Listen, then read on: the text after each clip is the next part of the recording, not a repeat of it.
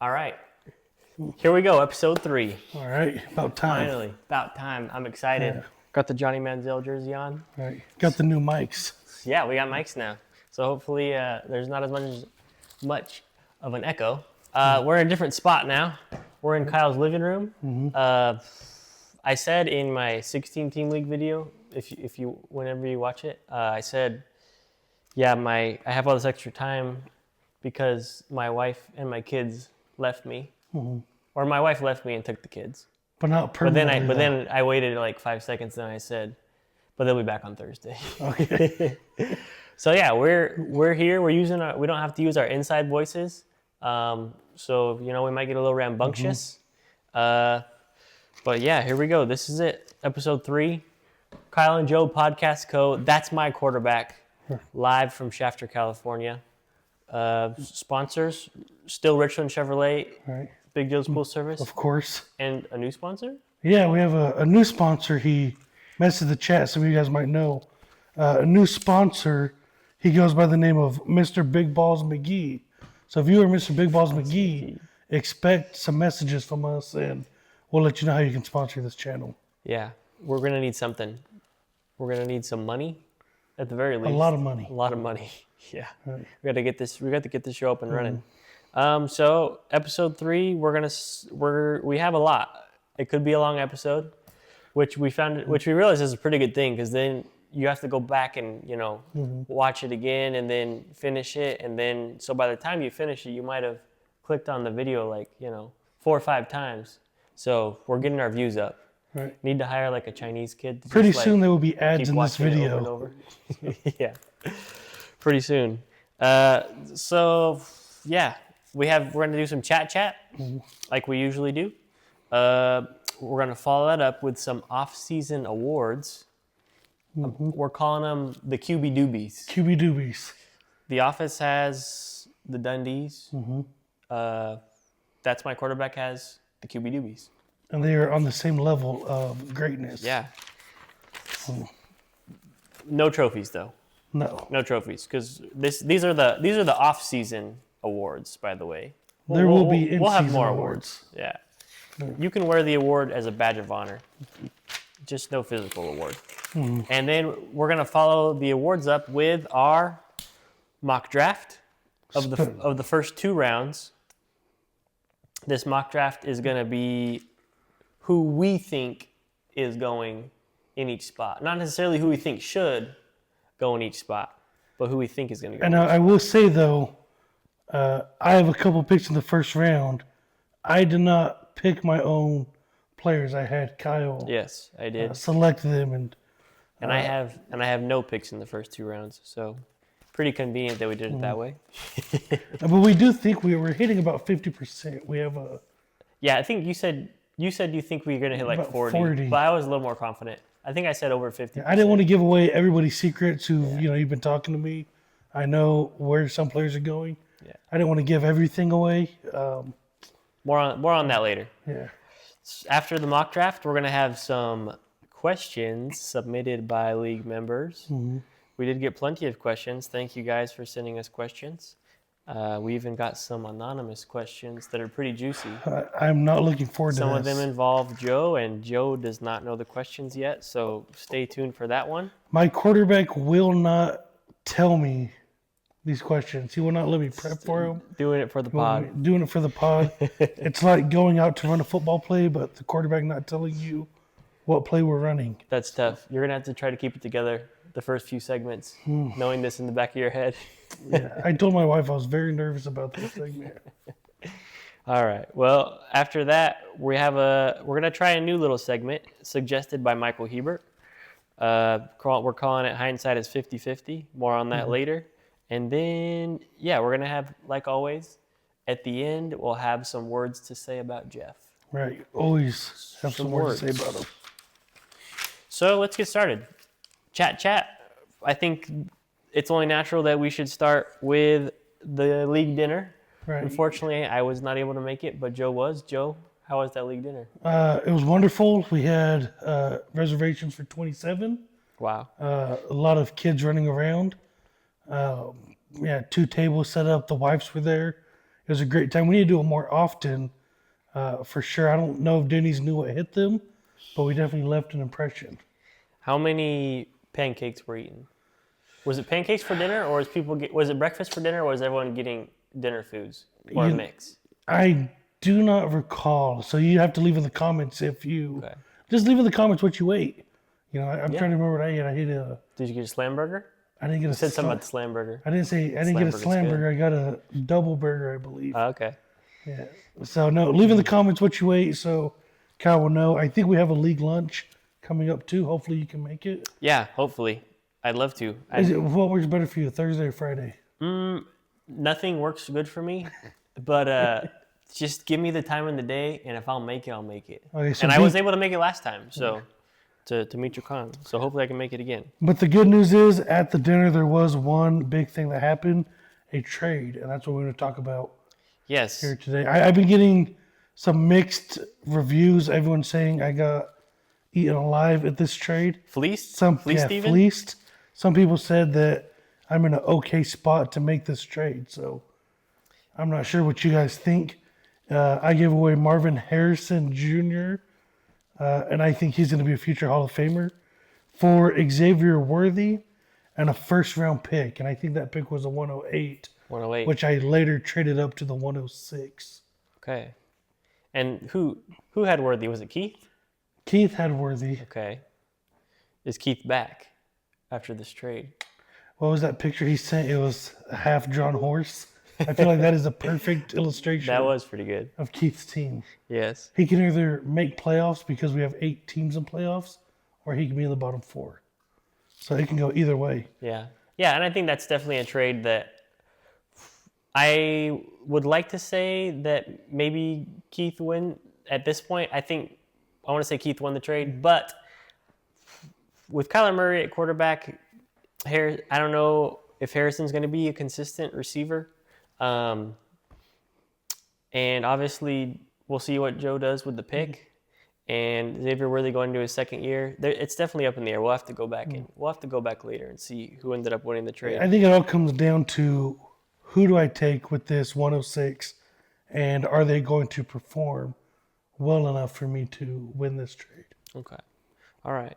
So only one trade was made. Mm-hmm. We have had some Joe Mixon news. Mm-hmm. Obviously, Joe Mixon is the guy that Joe's season depends on. Ride or die. Ride or die player this year. Team name Joe Mixon. Right. Update. I'm just pulling it up here on ESPN. Now, this was 10 days ago. It's not looking good. Huh? It just says it's a little murky. The news is a little murky, a little bit cloudy. Mixon is expected to face an extended absence and will be reevaluated closer to the beginning of the season. Pretty vague. I think I was seeing that he could miss, the first 2-3 weeks of the I hope season? not. Potentially? I hope not, Kyle. But here's the thing, though. That's When he tough. comes back, who's going to have a spot? I mean, Nick Chubb, is he really going to come out and be the running back 1? He already had his chance again. It failed. Is it going to be Woody Marks coming out of USC? A rookie? A rookie. I think Joe Mixon is going to come and take his rightful spot. He is the number 58th ranked player this year Okay. in the NFL top top 100? 100. All right. So obviously, I'm not the only one who believes in him. I know Jeff really likes him, keeps trying to send me Gibbs for him. Yeah. I keep rejecting him, but I don't know. I feel okay about it. As long as they don't roll him out for a couple of weeks during the season, we're going to be okay. Yeah. I think he had this did he have this injury last year as well? Similar injury? I think it was like a foot or toe he was dealing with. So maybe he just never got better fully. But anyways, that's tough for Joe. Yeah. Tough for Joe.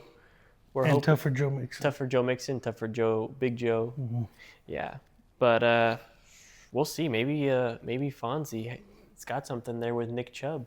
Maybe he gets some starting running back numbers out of Nick Chubb the first few weeks. We'll see. So do you owe Fonzie an apology after seeing how his team is starting to shape up the closer we get to the draft? Somebody doubled down on their criticism of someone in this league in the chat. I can't remember what it was. I wish I could. I'm doubling down though. Sorry, Fonzie. I don't believe in you yet. and there hasn't been enough that's happened for me to see a reason why I should believe in the team. With all the second round picks, and still He traded away some of those second round picks and acquired Yeah. another first rounder. okay. So and then he traded that first rounder to go a couple picks down. So he has 2 first rounders within the top 10 picks. And then he has practically still I think half like of the second 7 out round. of 12 picks, in the second round. And then Nick Chubb looks like he may be taking over. Well, I hear good things about taking Kyle. over. I don't know about taking over. I hear good things about Kyle Pitts. I mean, we've been hearing good things about Kyle Pitts for a while. I don't know. We'll see. We'll see. Are can't- you willing to apologize to No, him? I'm not apologizing yet. If he makes playoffs with his team, will you apologize to him on If that he show? finishes in the top 5 of the league, I feel like that's because it's a 12-team league.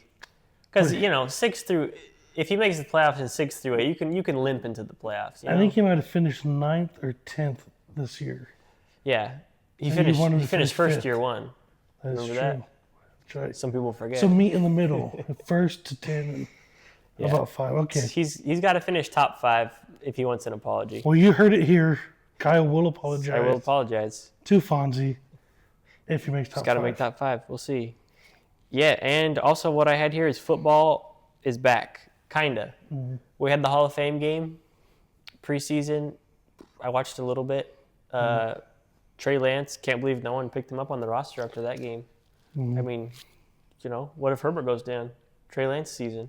I mean, he popped off. Former first round pick, right? I mean, top 10 pick by the 49ers. Well, those receivers are looking good too out there Who's that? in LA. Oh, the young guys? Yeah. I've on Sleeper, Keandre Lambert Smith is like the most trending Mm-hmm. player almost all the time. Yeah, he. So he's a popular sleeper pick. What round do you think he'll be taken in?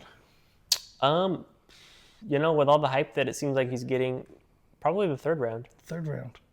I think so. We'll stick around to see if he makes our top 2 rounds. Yeah, I can't remember where I had him in my top 60 rankings. I'm gonna have to go back and look. But I would say it, but I want people to buy your rankings. Okay. So. Yes, thank you, Joe.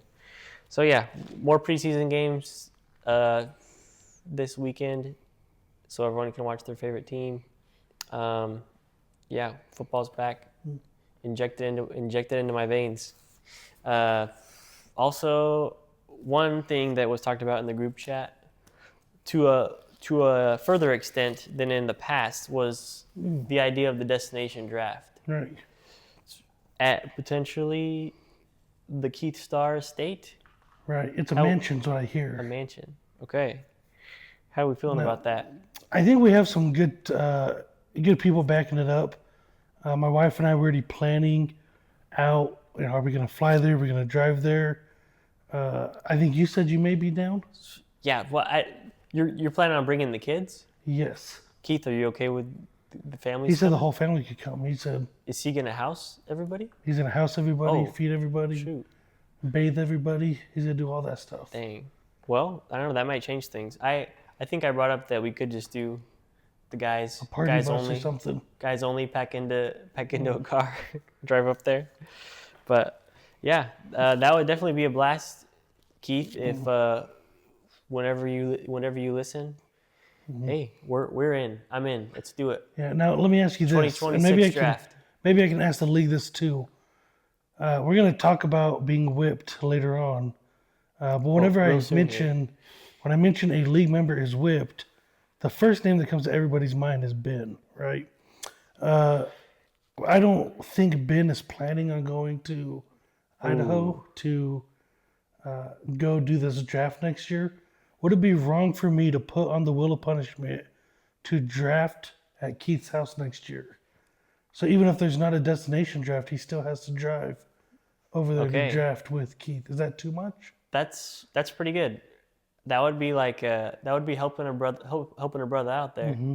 It's like it's sometimes hard to get away from the wife and kids, Right. and then it's like, oh well, sorry, honey, like I made a deal that I have to do this punishment, Or I have which to drive. requires me to go to Idaho for this fantasy football draft. That's a great I think I like punishment, that. right? Good friend. That's right. Yeah, it's almost like a nice punishment. Listen, you're my quarterback.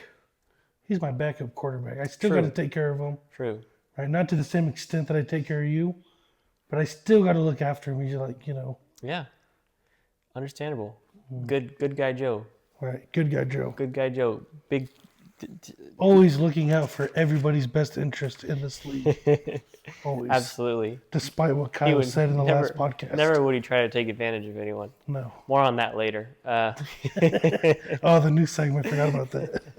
Yeah, it was Brent Starr. First, he did comment on the girliness of the furniture in my office, and yeah, it is what it is.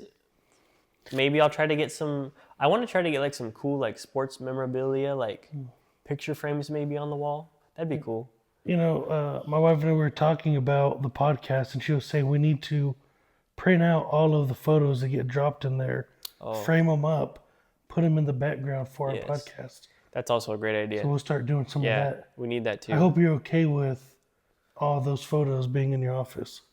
Yeah, no, that'd be great. My wife would love it. Do you have to ask permission before you do it? I'm just putting them up. I mean, it's basically my office. Right. You're not whipped when it comes to your office. No, that's Kyle's office. Right. Well, should that lead us into our next segment? The QB. The QB Doobies. QB Doobies. QB Doobie Doo. Should we start off with the most whipped since we're talking about it? Most whipped. Well, the league voted Ben, although I did vote myself as most whipped. But you have been known to vote because you feel bad for someone. Not necessarily. I think I thought about it, and I'm probably more whipped than Ben. I think Ben plays a lot of golf on the weekends. I don't play much golf these days. But I don't know. He might take the kids. He might take the kids with him sometimes because Aaron told me he saw him at the golf course with the whole family. So hey, Wow. maybe he's just taking the family golfing. So Wasn't Ben's punishment? maybe he is the most whipped. Didn't Ben put on the wheel, play a round of golf in a dress this last year? I think that was his thing on the wheel that he put on there. I think he would hate it if someone did that. Oh, he it'd would be a real shame absolutely if someone made him hate go if someone- golfing in a dress. I In mean, a dress and high heels. sorry, honey, I gotta go to the golf course in a dress and golf. Can I borrow your dress? Yeah, they said on the punishment I have to do it at least 5 times. I gotta wear the dress every time. That'd be great. Let's get Ben out to the golf course or Idaho, or the golf course in Idaho. Ooh. How about that? All right. So yeah, moving on. That was chat. Let's move on to the QB Doobies. The QB Doobies, much like Scooby Dooby, Well, be careful. but We don't want to QB get Doobies. copyrighted like your other video. Like my 16 team video. Sorry, Keith, that I posted that on the That's My Quarterback channel. I was in a rush. I'll try to do better. Keith has no idea right now that he's blowing up our phones as we're recording this. Oh.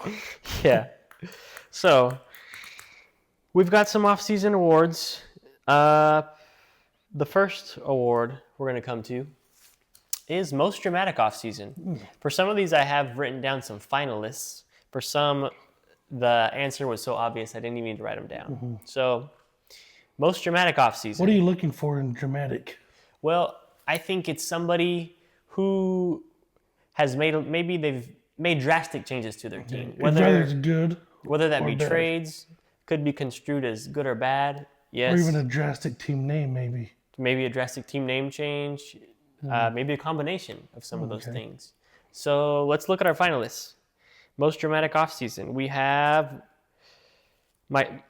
yours truly, myself. I did have the 1-1 pick. I claimed when I made the trade, when I was sick as a dog in my bed, trading the 1-1 away, that it was going to be the marquee trade of the summer. And I feel like there were some trades that maybe ended up overshadowing it as the summer went on. But I did make that big trade. I do have a much different roster. Your team's looking good. My roster is much different than it was at the end of last season. And next finalist, we have Joe. Joe naturally, I think you're gonna land on this list every offseason. Every time we have this, yes. Yeah, you're always making moves. So you definitely can always end up on most dramatic or most moves, whatever the list may be. We also have Leighton. That's a joke. Leighton has sent 2 messages to the chat recently, And kind he's declined 2 of. trades, I believe. Trades, and that's the extent of the It's activity. just enough to not get kicked out of this league. He's doing the bare minimum. And I don't even know if he watches our podcast. Yeah, we're gonna have to get him on. We're gonna have to put him on. Leave a comment if you're watching this. Yeah, Leighton, let us know. And last but not least, we have Keith as the final finalist. Keith has completely blown up his team. We've talked extensively on this podcast about the moves that he has made. He had star power, lots of star power, lots of aging players, Right. which he opted to trade his old stars for. What did he end up getting back? Are you talking about his 2 old running backs? Yeah, he ended up trading those away. He got the 101 from me and something else. Yeah. He's made a lot of moves for sure. She's trying to get younger. Anyways, the winner for this one is Keith. Oh, what was that? I knocked over a tissue Oh, box. whoops. Keith Starr, you are the winner for most dramatic offseason. Honestly, this was an easy pick, Joe. In a positive or negative way, what would you have to lean towards? I mean, I'm just saying most dramatic. We'll see. We'll see if it ends up being positive or negative for him. In my opinion, I think his team is worse today than it was at the end of the season. Oof. What are your thoughts? Keith, I think your team is getting better in the way of it's making progress towards a championship team. You have some missing pieces, aka everybody in your flex and your bench players, and nobody wants to trade for, these bench players. But I keep getting trade offers every day for them. But he's got some studs at each. He's got players that might finish the fantasy player number 1 at their positions. He does. He does. He still is top heavy. Although I feel like he's not as strong. I think I mentioned in a previous pod that I thought he was having like a midlife fantasy football crisis with some of the moves that he was making. Some of them aren't coming back to me right now, but I have to say I was shocked at some of the moves he was making, and that's why he wins the most dramatic award. Now we talked about it a lot on, I think, episode 1, was it? That was a big part of our episode. Was just talking about Keith got his upset with us, complete team shakeup. Yeah. Now, I think Keith is in a position here where he's 1 injury away from last place. However, Keith, you were also 1 Bucky Irvin draft pick away from competing for a title. Okay. So if you can find one of those running backs, maybe fall in the 4th round, maybe blue, I don't know. If you can land someone who's going to produce, I think you're a championship caliber team. If you don't and someone gets injured, I think you may be eating a block of cheese. Ooh. Or maybe getting a tattoo of a block of cheese. I like that better. Or maybe a tattoo of Steven eating a block of cheese. It just keeps getting better. I'm going to try to pull up the Sleeper app and see. I don't know who's on Keith's roster right now. He's got Josh Allen, quarterback. Okay, yeah. He ended up getting Saquon Barkley back. Okay. He has Justin Jefferson, a receiver, now paired with Marvin Harrison Jr. So he's good at his top 2 receivers. Running back, he has Chuba. Chuba. Yeah, Chuba. I don't know if he's going to have a great season this year. I'm not sure. JJ. I hear they like that rookie over in Carolina. Big kid, big. He's big on Kincaid. Mm-hmm. I'm not. I think Kincaid might have a comeback season this season. Okay, yeah. So this is where we're at with Keith right now. Josh Allen, Saquon Barkley, Chuba Hubbard, Justin Jefferson, Marvin Harrison. Good team. How many of those players would you want on your team? All of them. Right. Dalton Kincaid, Ramondre Stevenson, Tyler Lockett, Bryce Young, Devin Singletary, Zamir White, Jalen Polk, Jalen Coker, Elijah Moore, K. Dotton. Who? How many of those guys would you want on your team? Ramondre Stevenson, but you have a soft spot. You have a soft spot for him. I made that. You're just referring to that the original 1-1 trade. Sorry to bring that up. Yeah, he's gonna be running back 2 or a goal line guy. He'll do okay. He'll be a solid plug-in player for when one of your flex players has a bye week. Yeah. I wouldn't start him every week in the flex, though. I'll tell you that. People are saying Ramondre and Travion are the next Montgomery and Gibbs. Actually, no one's saying that. We'll see. But it's fun. It'd be fun for Patriots fans. Anyways, let's move on. Okay, most boring off season. So the opposite of most dramatic. Most boring off season. So what we have finalists I have here. I have Steven. Steven's made some moves. A few moves. He's changed his team name to Burrowito Supreme. That was big. That was a pretty And big I think move. overall he won our name rankings whenever you take ours together. He won that. Yeah. And I think you had him as your trending up team He in is episode my- 1, I believe. He is my trending up team. He's made some moves to acquire some receivers. Debo's looking good with the Scary Terry holdout and Yeah. trade demand going on. I think he's doing okay. In the way of boring, though, I mean, He's made this some. He's guy- made some moves, not a lot of moves. but this guy, he doesn't necessarily talk in the chat. Steven, come on. That's true. If you want to talk to this guy, you have to, hunt him down at the Tin Cup, 7 a.m. It's all, or move in next to him. The house is for sale. Oh, So yeah. you could buy that house and be Steven's neighbor. Maybe try to make trades with him. knock down the fence. Yeah. We also had BK and Zach. Yes. Now, the reason I think we had them as finalists is because sometimes they can talk a big game when it comes to the trades, but they don't actually execute many trades. I can't remember the last trade they made. Yeah. So, but they make up for it with activity in the chat for sure. Absolutely. It Yeah. would not be the same without them. Yeah. So we also have Jeff on here.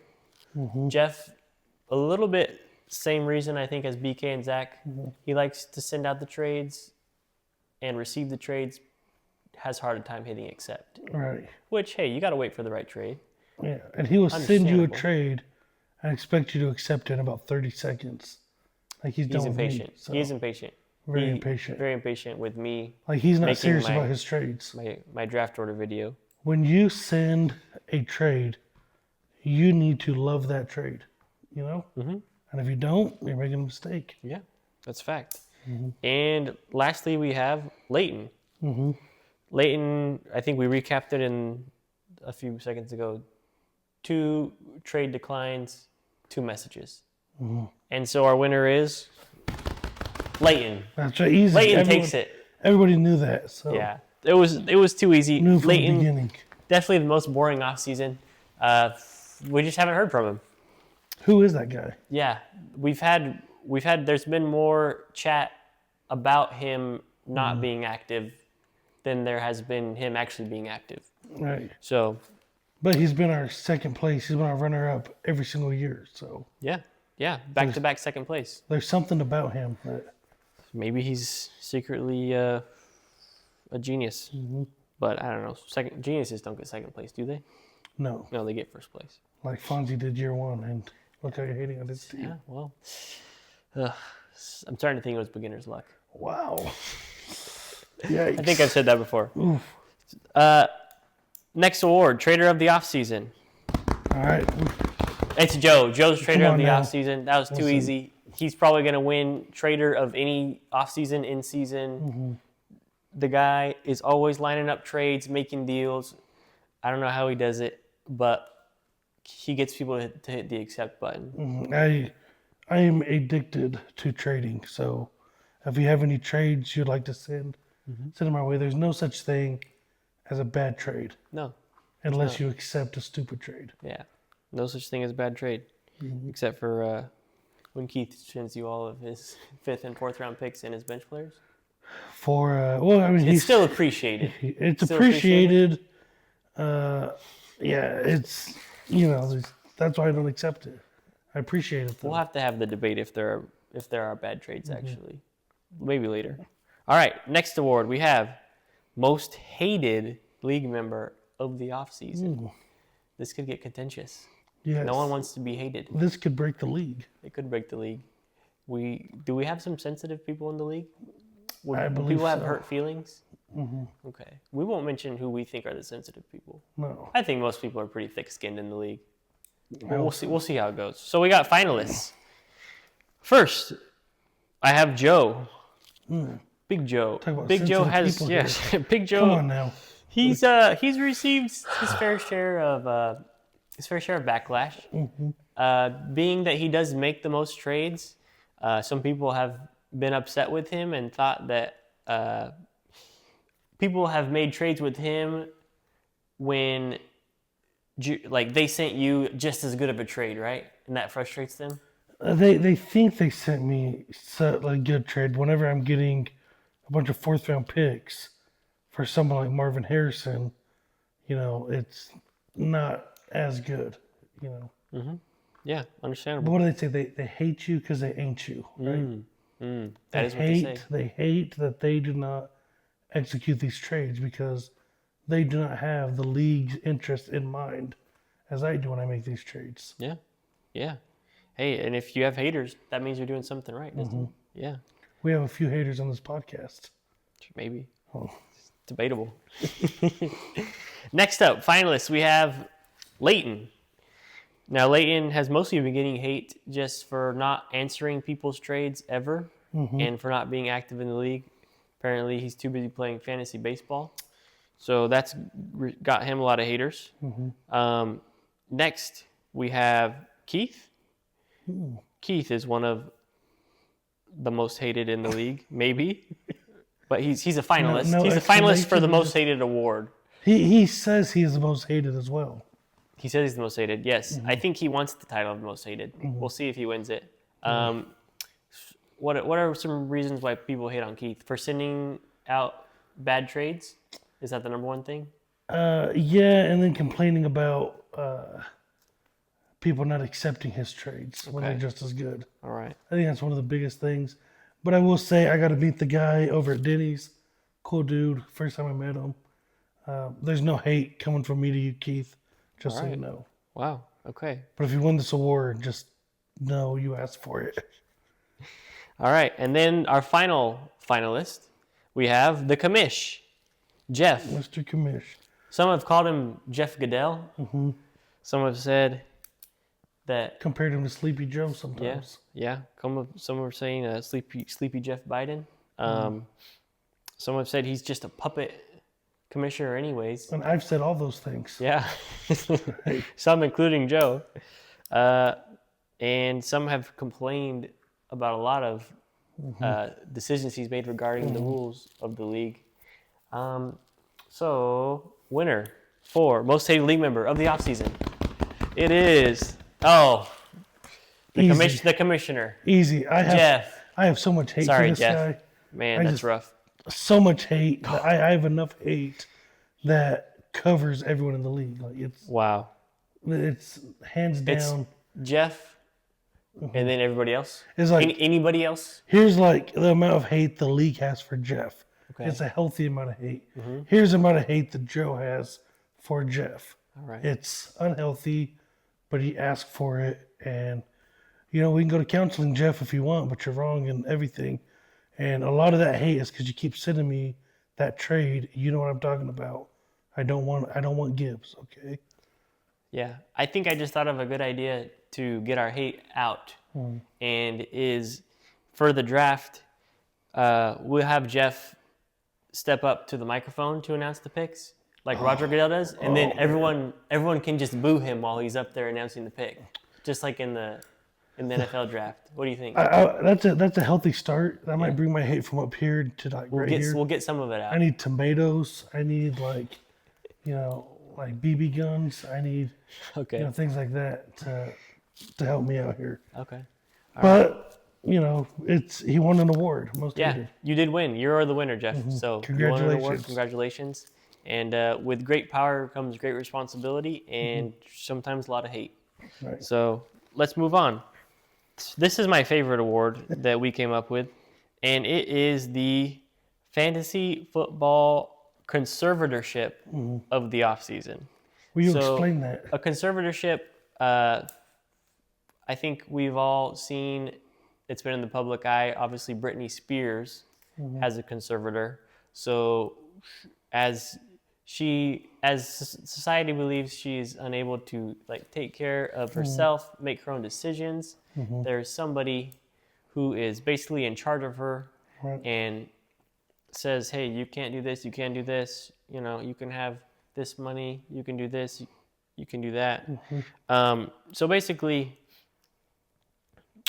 one figure making the decisions for another figure. I think we do actually have 3 of those dynamics in this league. I was about to say, I'm surprised to see how many people could win this award. Yes. I was very surprised to see this. And you might have to listen. I actually came up with this one, so you might have to listen to my reasoning. So first off, this is the obvious one because they're the only dual ownership group in this league, and that's going to be BK and Zach. So BK's been criticized in the past for, he likes to talk. He likes to throw trades out there, but then when he has to ask Zach, he gets shot down. So Zach, it seems like Zach maybe has BK on a leash a little bit. You know, and it's probably due to him trading a second-round pick for Jordan Mason. That's probably why he's on that leash. I think that was a good trade. Let BK cook. I think maybe I said that in the chat. Anyways, next finalist for conservatorship of the offseason, we have Joe and Fonzie. Now you say, how can there be a conservatorship between 2 that have their own teams? Well, Joe and Fonzie do make a lot of trades together. Joe is a little bit of a mentor to Fonzie, it seems, and he's Fonzie's boss. Before you have, I want you to save your comments. Unless you have something you need to get out now. No. I want you to save your comments for later on this one because we're going to touch on this a little bit later.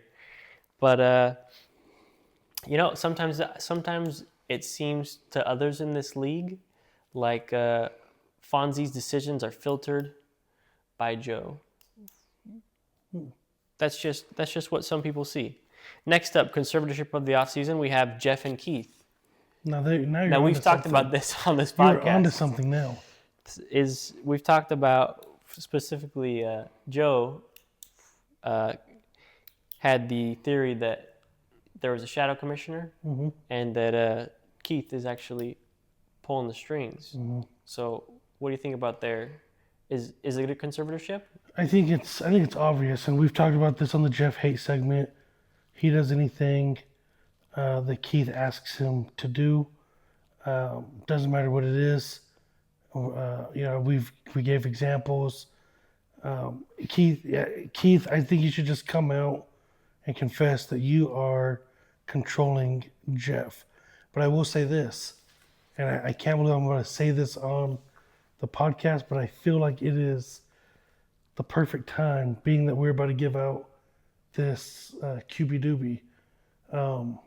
Jeff has messaged me, and he just got this. He got a crazy trade from Keith one time, and I said, "What the heck? How'd you get that from Keith?" And you know what his response was? What? Keith, listen up. Jeff's response was, "Keith is my Fonzie." Oh. So I don't know what you want to make with that.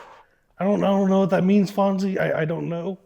But for Jeff to say Keith is my Fonzie is a big deal. I should screenshot that. And after we drop this, he's trying to turn the tables. That's just what He's trying to turn the tables on you. I don't know. So that's what I think about that. Keith is my Fonzie.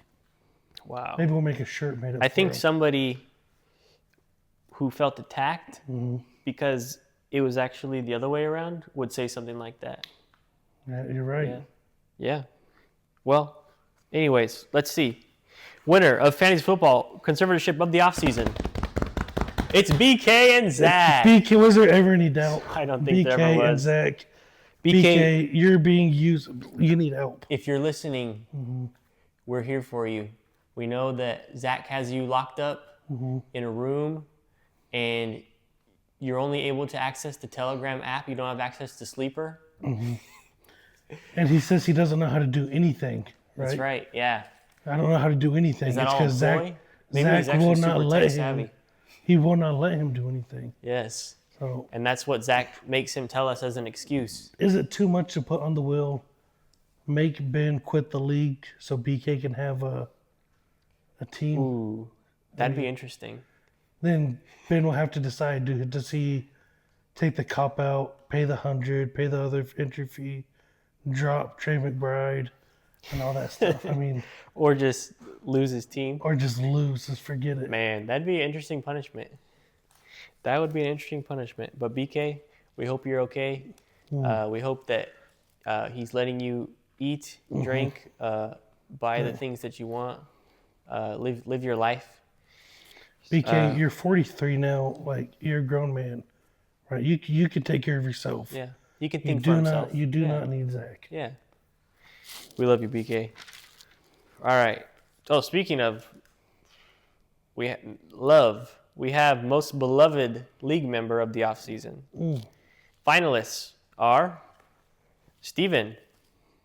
How do you not love that guy? Yeah, just a nice guy. I was talking to him at Denny's, and you know what he ordered? He ordered chicken strips and mac and cheese. And I go, dude, my daughter got that. And he said, so what? She's got good taste. It's Like, facts. How do you hate that guy? You can't. Yeah.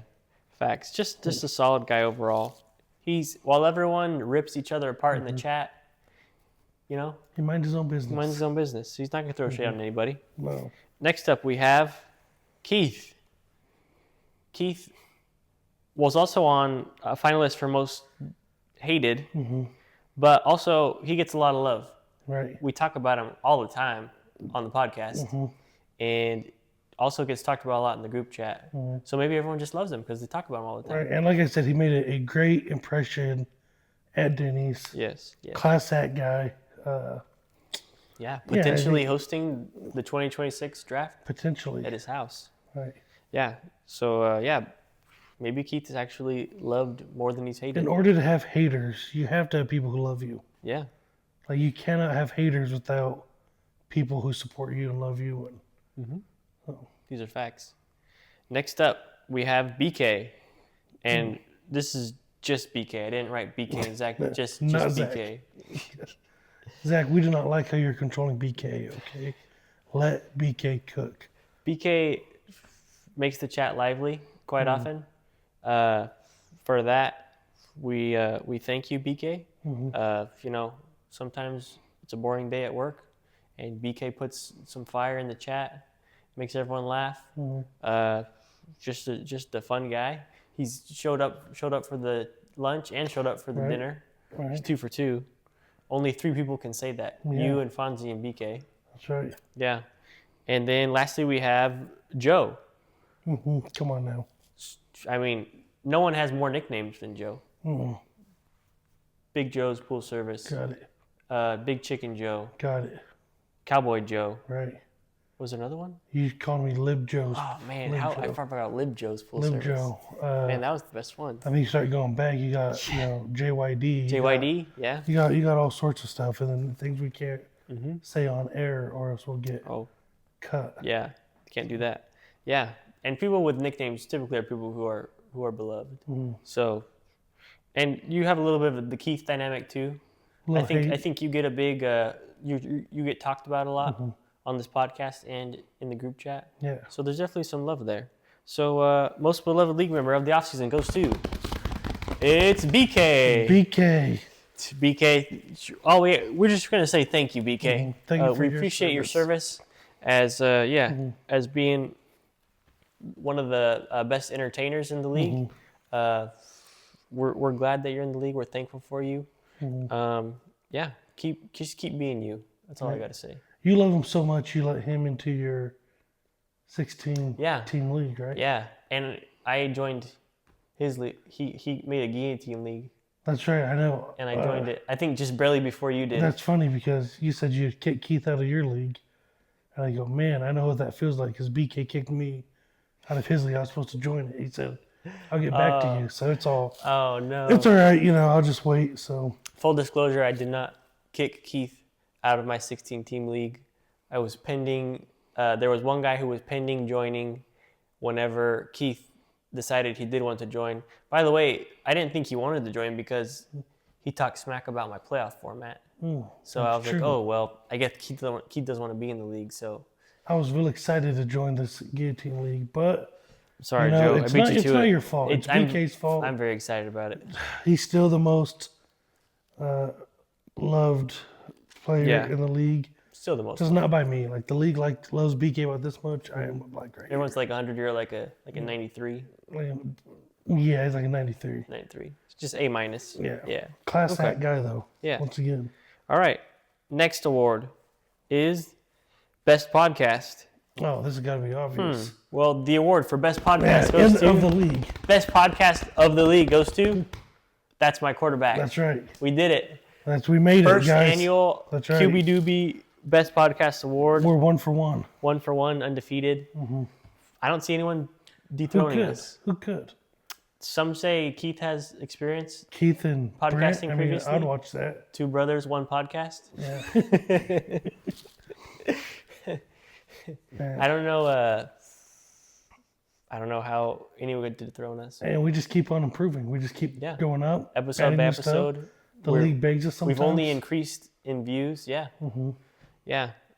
But and we thank you to our fans. You know, please subscribe, share the link to the videos, show your friends. We're having a blast, and we hope you guys are too. And last but not least, we're gonna do Best Commissioner. Kyle said we have to give out this award. Yeah, Best Commissioner of the Madden Curse League. Best Commissioner of the off season of the Madden Curse League. All right, drum roll. Here we go. All right. And of course, Best Commissioner goes to Keith. Keith won Best that is Commissioner. not a typo. Oh. Keith, thank you for your service. This is a great league, one of my favorite leagues that I'm in. It's lively, it's great. I thank you, Keith, for running the show. I love you, man. I'm one of the few that love you in this league. No hate coming from Big Joe to you, Keith. I think that we just had a huge upset. That was the upset of the awards. Who else competed? Well, I think I had Jeff as a finalist, but I didn't even write his name down. Oh, you just have Keith. I just had Keith on. I didn't have his name down or anything. What an upset! Wow.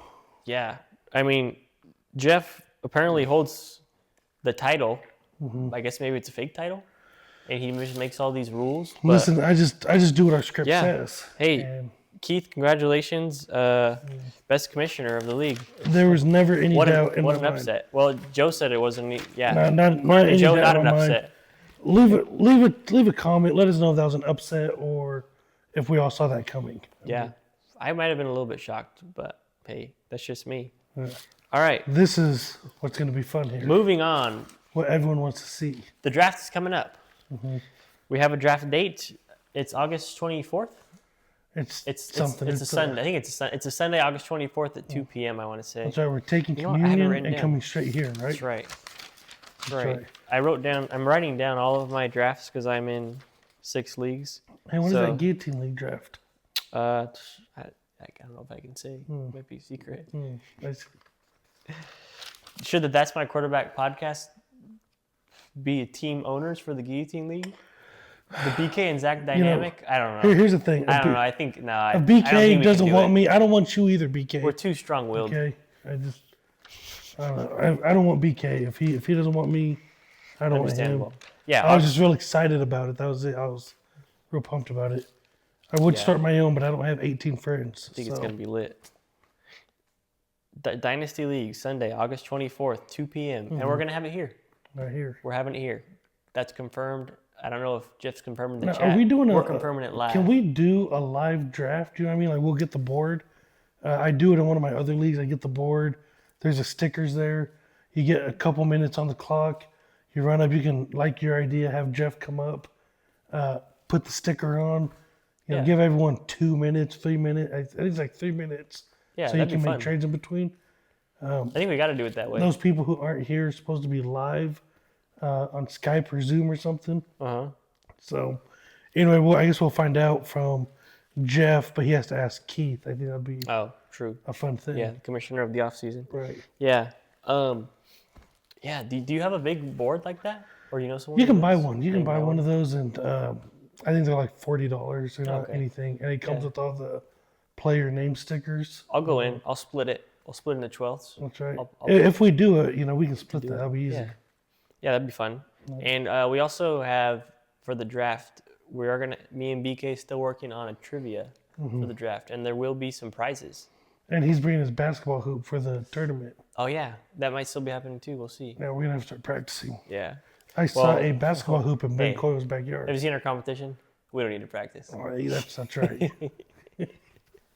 All right. So here's what we're doing. We have compiled a mock draft for the first 2 rounds of the Madden Cursed League draft. And this is a mock draft based off of who we think is going where. So Based off of- this is not our rankings, not who we Right. think are the best players, but based off of team needs Absolutely. and what we've heard and how well we know Not these too people. much of what we've heard, though. We don't want to give away anyone's. True. So we discussed it with each other. Hey, this this team needs, this position. Here's who's available. Here's what his other picks look like. We've done that, and then you've just made my picks Yeah. for me because Yeah. I'm not Just giving who away I any of my think Joe's going to strategy. pick because I don't want to put Joe on blast and put his whole draft strategy out there. And you don't have a pick to the third round, huh? I don't have a pick to the 3rd round. To the blue pick? So You taking I'm blue? the what? Are you taking blue? Yeah, 3-9. Sorry, If Keith. he makes it to me, I'm taking him. I don't know if he's gonna make it. Yeah, and of note, there's 12 members in this league. Do we have who's picking in that? Yes, and there are only 7 individuals that own first round picks out of the 12, or 7 teams that own at least one first round pick of the 12 teams in this league. Further, in the second round, there are only 4 teams that own second round picks. I wonder who. I don't know if anything. I don't think anything's changed since I made this list. There is a certain individual who has a lot of second round picks. And we'll find out Yeah, shortly. we'll find out who that is. Yeah. So, should we? I think we should start 1-1 because Absolutely. yeah, it's anticlimactic. Brent Starr currently holds the 1-1 pick. We believe he's probably going with Ashton Genty. What do you Right. think? He needs running back. It's obvious. He needs anything at this point for his team. He's got to take the best player there. Yeah, I think it would be nuts if you didn't take Genty.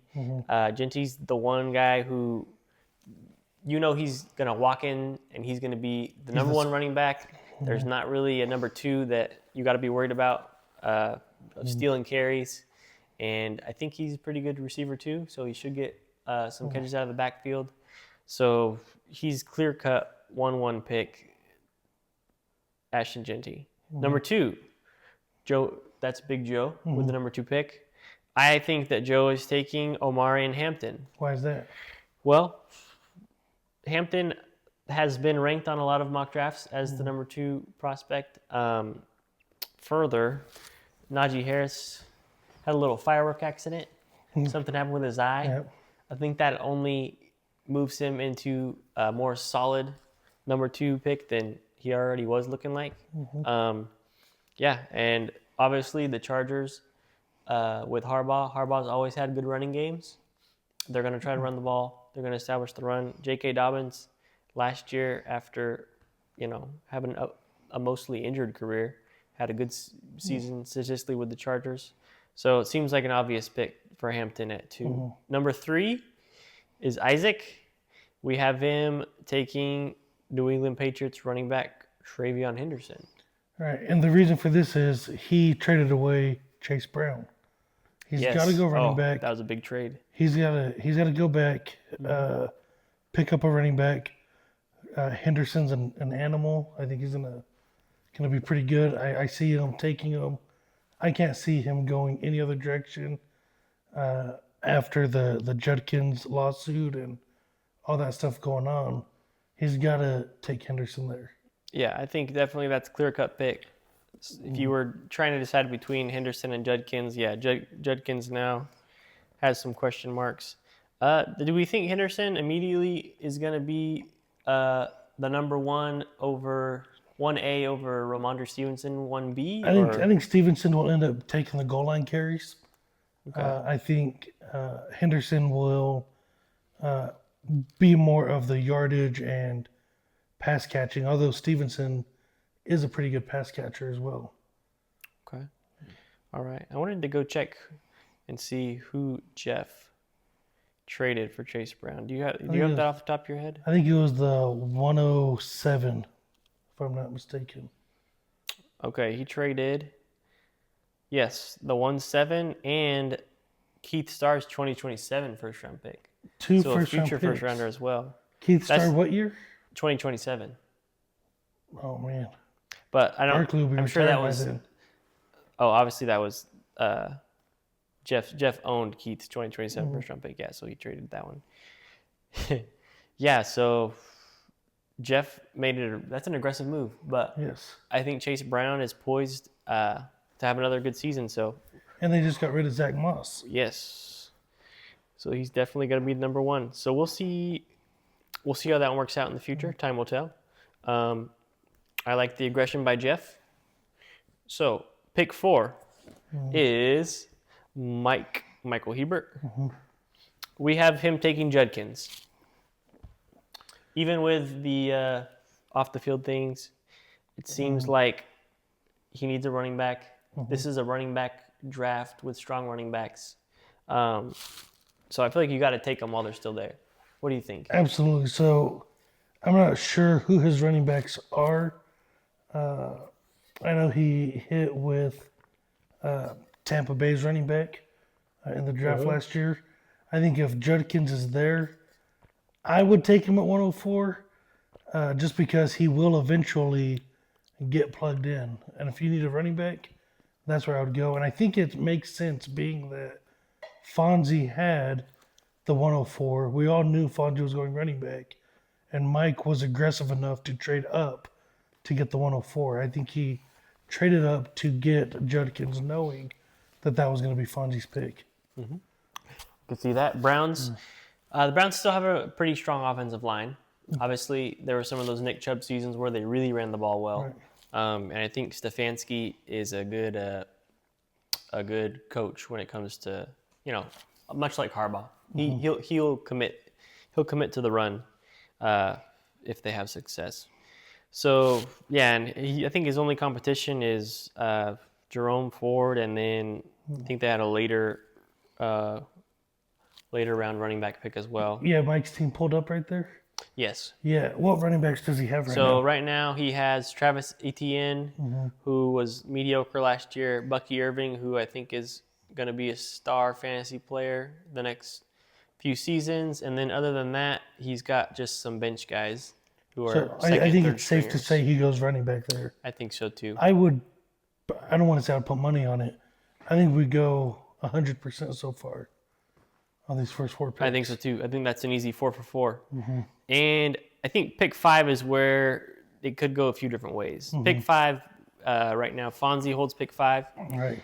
We have Fonzie taking the Steelers rookie running back Caleb Johnson. I mean, if you look at Fonzie's team, running backs, we have Alvin Kamara. Does he even have a second running back? Nick Chubb. Nick Chubb. But Other than that, I mean, I don't know if he has any. Right he has now- a Jets running back. yeah, he's very high on Braylon Allen. Very high on Braylon Allen. He's telling me that people are trying to trade for him. I don't believe him. I think he just wants me to try to trade for him. But yeah, anyway, so I think out of the running backs left, really it comes down to Johnson or RJ Harvey. And I think Johnson is more of the typical running back that Fonzie likes. And so He's a bigger guy, so you would naturally expect him to get the goal line carries. Also, with RJ Harvey, he was getting a lot of hype, and then the Broncos did sign Dobbins. Absolutely. So he might have to compete with Dobbins for at least this first year with carries. We know Caleb Johnson's going to mix with Jalen Warren. yeah. But As a Steelers fan, are you pretty high on Caleb Johnson? I think he's going to be solid. I was frustrating watching Najee Harris I'm not a huge Najee Harris fan. So he was frustrating to watch the last 3-4 years that we've had him. I hope that I don't have the same frustrations with Caleb Johnson, but I think he's going to be a good player for us. I'm a big Jaylen Warren fan too. He's fun to watch. So it should be a good mix. And from watching our team last year, they did commit more to a 2 running back system than they had in the past. And they committed to Aaron Rodgers. So Yeah, Rodgers. Discount double check. We'll see about that one. And I should bring this up about Braylon Allen. If Braylon Allen turns into a stud, that would be like Fonzie dunking on me even harder. If Braylon Allen leads Fonzie's team into a top 5 finish, wow. I think I would be totally dunked on by Fonzie because I dropped Braylon Allen from my team, I think this offseason, yeah. if Braylon Allen finishes let's say top 12, because that is a very high thing for a running back, especially a backup running back Hold on on. the Jets. I know where you're going with this, If but it finishes top 12, will you allow Fonzie to take anybody from your roster? no, I won't. Because I Wow. like Braylon Allen. I only dropped him because I liked the other guys on my team a little bit more at the time. But the only thing with him is, so obviously Breece Hall. People are saying, Breece Hall, he's not that good. He's in injury history, yada yada. I think Breece Hall is still definitely the starter through the whole season, barring injury. And I don't know if people remember last year, but there was another running back for the Jets named Isaiah Davis. And for some reason, when Breece Hall was a little bit banged up, they were giving this guy carries, and he was having some good games. I had Braylon Allen, and I was frustrated because I was like, why is Braylon Allen not doing more? So obviously Allen, very big, very athletic, very young. So why not risk it? And if he finishes top 12, allow Fonzie to take. I won't do it because I won't do it because I had him on my team because I think he has potential. So I believe in Braylon Allen. I just don't believe in Fonzie. Sorry, Fonzie. All right, moving on. We have 5 running backs in the top 5. Wow. Which I think definitely is not a stretch. I think it could happen. Honestly, I think we could have 6 running backs in the top 6.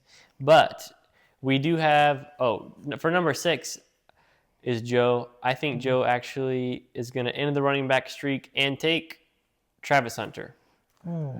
Okay. Hunter, I think he's a guy that just has a potentially really high ceiling. He's a hard guy once he's made it this far in the draft. I feel like you gotta take a chance on him. Obviously, is he gonna play DB? Is he gonna play receiver more? That's a big question. But I think the ceiling is so high that you have to take a chance on him at that pick. But I won't make Joe. I won't make you give any analysis. Well, I will say with RJ Harvey, this is a PPR league, right? If Bo's doing these dump offs, who's got Bo Nix? You do have Bo Nix. I mean, come on now. I won't have to worry about running backs for the rest of my life. Yeah, maybe this is a smokescreen. Well, you made the pick. Oh, you're saying me having? Yeah, I'm saying now you're bringing up RJ Harvey. I don't know. Maybe you want people to think you're taking RJ Harvey. Maybe I want Fonzie to draft RJ Harvey in front of me. All right. Well, this might be some double reverse psychology. I don't know. I know. My mind is blown. I don't know where Joe's going with that pick. But number 7, we have Isaac. We think he's going to take Tet McMillan. Right. I mean, he's got to. I mean, think about, he just took a running back, right? We have him taking Henderson at number 3. I mean, his receiving core, if I'm not mistaken, he's got both the Bengals receivers, both the Bears receivers. That's a lot of players from the same team. Obviously, he's a champion. It worked out for him. He knows what he's doing. I think if he is able to add someone like Tet to his roster, I think that's just going to solidify his receiving core. I mean, he can't go wrong any week at receiver at that point. Yeah.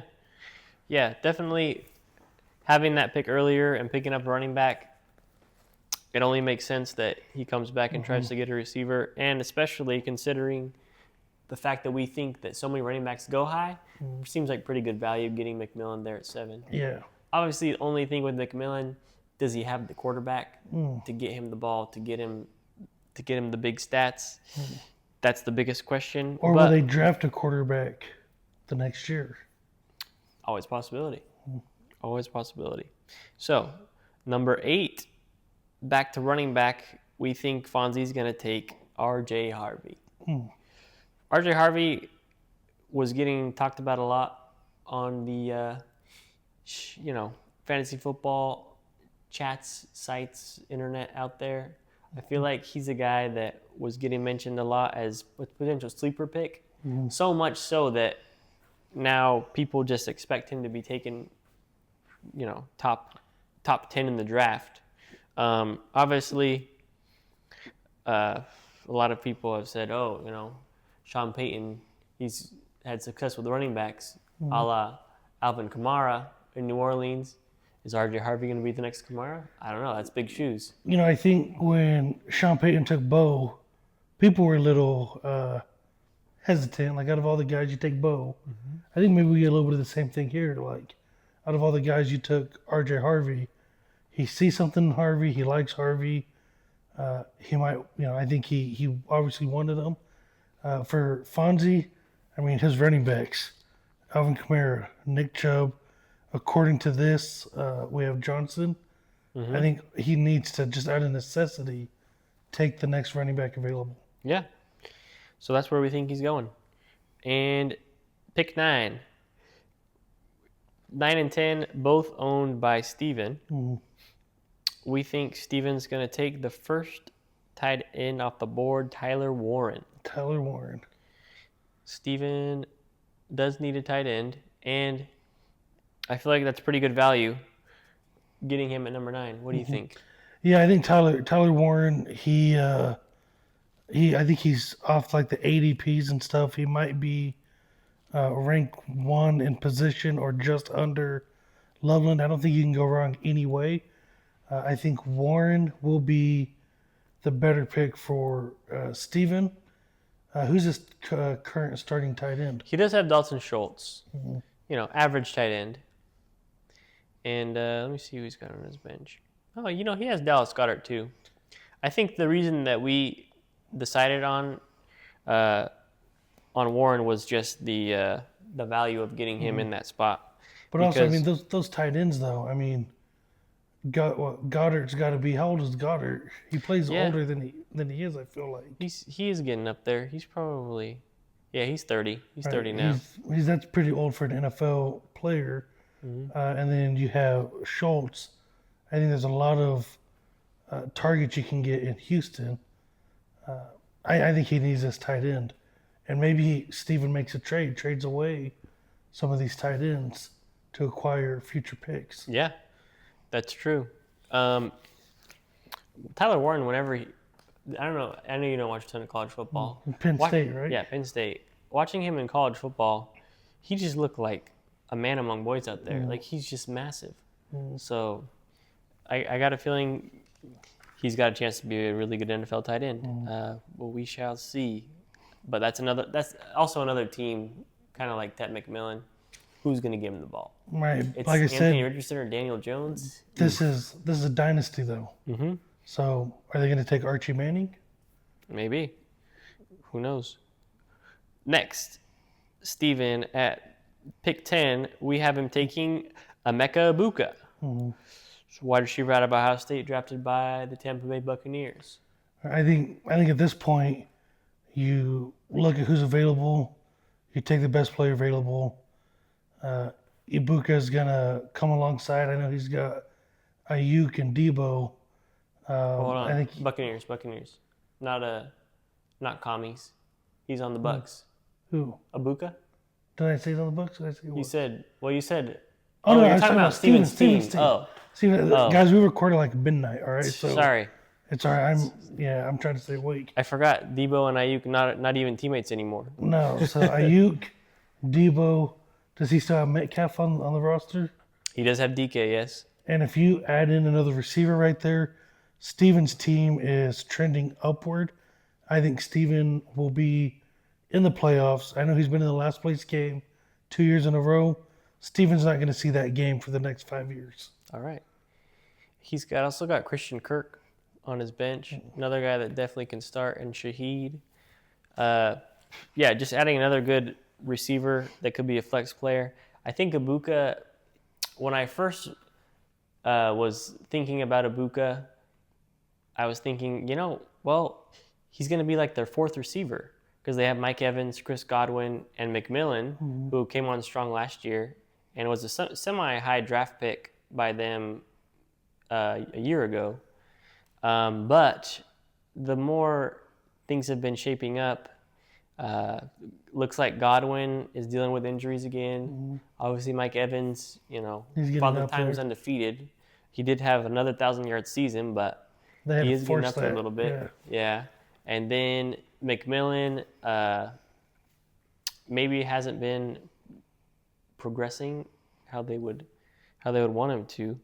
So, Ibuka, maybe his stock is rising for a good reason. We'll see. Number 11, Leighton. We think Leighton's going to go with Luther Burden, wide receiver for the Chicago Bears. Obviously, Leighton, it's hilarious if you go look at Leighton's draft picks because, you look at everyone else's draft picks and it's got the parentheses like whose pick it was at one point. Leighton's are just... It says 111, 211, 311, 411, 511. Exactly. That's it. Trust me, I've looked. I've made offers. Nothing. Radio silence. Yeah. Yeah, so Leighton, we just expect he's going to go, ADP, so whoever's best available at the time, which is going to be probably Burden at that pick, according to our mock. And then last pick of the first round is Isaac. And being that he is a big Bears fan, we think maybe he goes and takes Loveland. Now, if I remember right, he has, does Isaac have Sam Laporta? I believe he does. He does have Sam Laporta. I think even though he already has 2 Bear receivers, 2 Bears pass catchers, how do you resist Loveland at pick number 12? I don't know if you can. I think it's too hard to. Especially being a Bear fan. How do you do that? Yeah. And I think it's good value at that spot. And, hey, this is a 3-flex league. If you have 2 stud tight ends, you can play a tight end at flex. No one's stopping you from doing that. So we expect him to stick with his team and go Loveland. Now we're on to the second round. So here's how the second round goes. Let's just read through the picks. 2-1, Fonzie. 2-2, Fonzie. 2-3, Fonzie. 2-4, Fonzie. Oh, my goodness. 2-5, Mike. Okay. 2-6, we got BK Zach. 2-7, Fonzie. 2-8, Mike. 2-9, Fonzie. 2-10, Fonzie. 2-11, Leighton. And 2-12, Mike. There's a lot of Fonzie. Was that 5, 6, 7, 7 Fonzies? That was 1, 2, 3, 4. That's 7 Fonzies. So this should just be renamed the Fonzie round. This is Fonzie's round. Fonzie owns the second round. Mike has 2 though, right?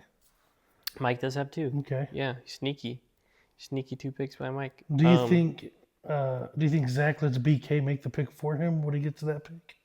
Mike has 3 actually. Oh, Mike's got 3. Yeah. Do I think BK what? Do you think BK gets to make the pick, or does he have to talk to Zach? I think it's going to be a team effort, definitely. Because I remember at the last draft, they discussed working together. They brought they had a little... they have the chemistry, team chemistry. Yeah, I think they prepared some papers and everything. Yeah, they seem to have the teamwork thing down for the last year's draft, at least. I mean, I don't know how much we can say since then, but... Is BK allowed to show Zach your player list? Ooh, That's a good question. Did BK buy it or did You know, I think team no, bought I it? think the team bought it. I okay? think the team bought it. Yeah, see. because Well, 201. This is Fonzie here, right? I've got to expect since they're a team, they're making the draft decision together. But yeah, maybe that teamwork that they're trying to show everyone at the last draft was it all a ploy, just to make us think that there's no conservatorship? Was it fake? Oh man, would they go to that length to do that? At the time, we didn't know them very well. That's true. We still don't know them great. We know them a little bit better. BK, if you need help, just reach out, man. Yeah. Hey, Look, we know that you can handle yourself. We know you're an independent man. So if you ever need anything else from the That's My QB boys, we got we're you. here. We got you. We want you to grow wings and fly. Most loved member of the league. Yeah. QB doobie. QB Doobie. All right. Well, let's start with the round of Fonzie. All right. All right. 2-1. Mhm. We got Fonzie taking Matthew Golden, wide receiver out of Texas, now at Green Bay. I think at this point we have him taking 2 tight ends in the first. We have him, or not tight ends. Sorry, we have him taking 2 running backs. Yeah, so we like him the taking 2 first. running backs. So He's got to start building that Yeah. receiving core. Yep, he's got to start adding There's receivers. George Pickens, and that's it. Seems like it. Let's pull him up, and we may as well just rattle off 1, 2, 3, 4. Yeah, let's see. We what have got. him going Golden, then Trey Harris, receiver for the Chargers, then Jack Beck, little homer pick there. Little We know Raider he's a fan, Raider fan, right? yeah. And then 2-4. You think we think I don't. Man, looking at it now, does he make it out of the first round? But Cam Scatterbo, 2-4. Cam Scatterbo. Can he make it that far in this draft? Man, I mean, I feel like Fonzie's definitely got to take him if he doesn't go first round. I think since Fonzie has 2, 1, 2, and 3, I think you let Scatterbo fall in case he is a bust. Oh, I only spent a 2-4 on him. It wasn't too big a deal. You know what I mean? So we can't go back later when we do our hindsight segment and talk smack? Maybe. Yeah, Scatterbo's definitely going to be exciting to see where he goes. But from looking at it, maybe Leighton takes him 111 instead of taking Luther Burden. Maybe you reach there. Why do we have Leighton taking? Who is Leighton's? We have Luther Burden. Who's the receivers he has right now? He has Diggs. Who knows how he's going to play out in New England? Yeah. I think he has Nico Collins. So it's stud there. Well, we're loading here. Who's his? If I remember, Mike he's got Evans, decent running backs. Nico Collins, Mike Evans. Jaden Reed, Mike Evans is a little Stephon old. Diggs. That's still 4 startable receivers. Nico Collins stud, Mike Evans still potential stud, and Jaden Reed and Stephon Diggs kind of wild cards, but yeah, I could see him go a couple, and he does already have Tyrone Tracy. So I don't know. Does he want to have both Giants running backs? Probably not. We'll stick with our mock. Right. We'll stick with our mock. So the second round, Fonzie builds up a bunch of receivers, and then takes Scatterbo. That's where we got him. That's what we got. And then 2-5, Mike. We got him taking Jaden Higgins, the first of the 2 Iowa State receivers. Next, BK and Zach. We got BK taking Baishal Tutin. Building his running backs. Yeah, we've heard him say stuff about Tutin in the. Yeah, I don't know if he said he was tooting or if he likes tooting. Yeah, maybe both. Oh. Yeah, maybe he just likes saying the last name. Maybe. Next, back to Fonzie. Of course. Back to Fonzie. Where do we have him going? 2-7. We've got him taking Kyle Williams, Okay. Patriots receiver. Oh, I kind of glossed over Mike's pick of Jaden Higgins. Obviously, the Texans kind of have an interesting situation at receiver. Nico Collins, stud number 1. Tank Dell obviously was a number 2 last year. He had a terrible injury, so he might be out for still most of this season. And you then traded him away to. They had Diggs. You shoveled up. Don't pass this Oh, up. you think I'm glossing over something? Yeah, you shoveled Tank Dell over to Brent, along with Waddle. And what did you receive in return? I received Brent's first round pick for next season. What do you project based off your Are rankings? you insinuating I should feel guilty about that? I'm insinuating you came at me last podcast. This is a dynasty You league. came at me last podcast and said I do not have the best interest of the league whenever I make trades.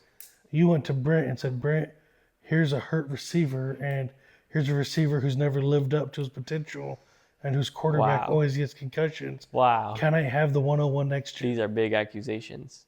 Well, and he accepted the trade. It's just two guys making a trade. He's a big boy. Yeah, he's a big boy. You know, he's made some big boy trades in the past.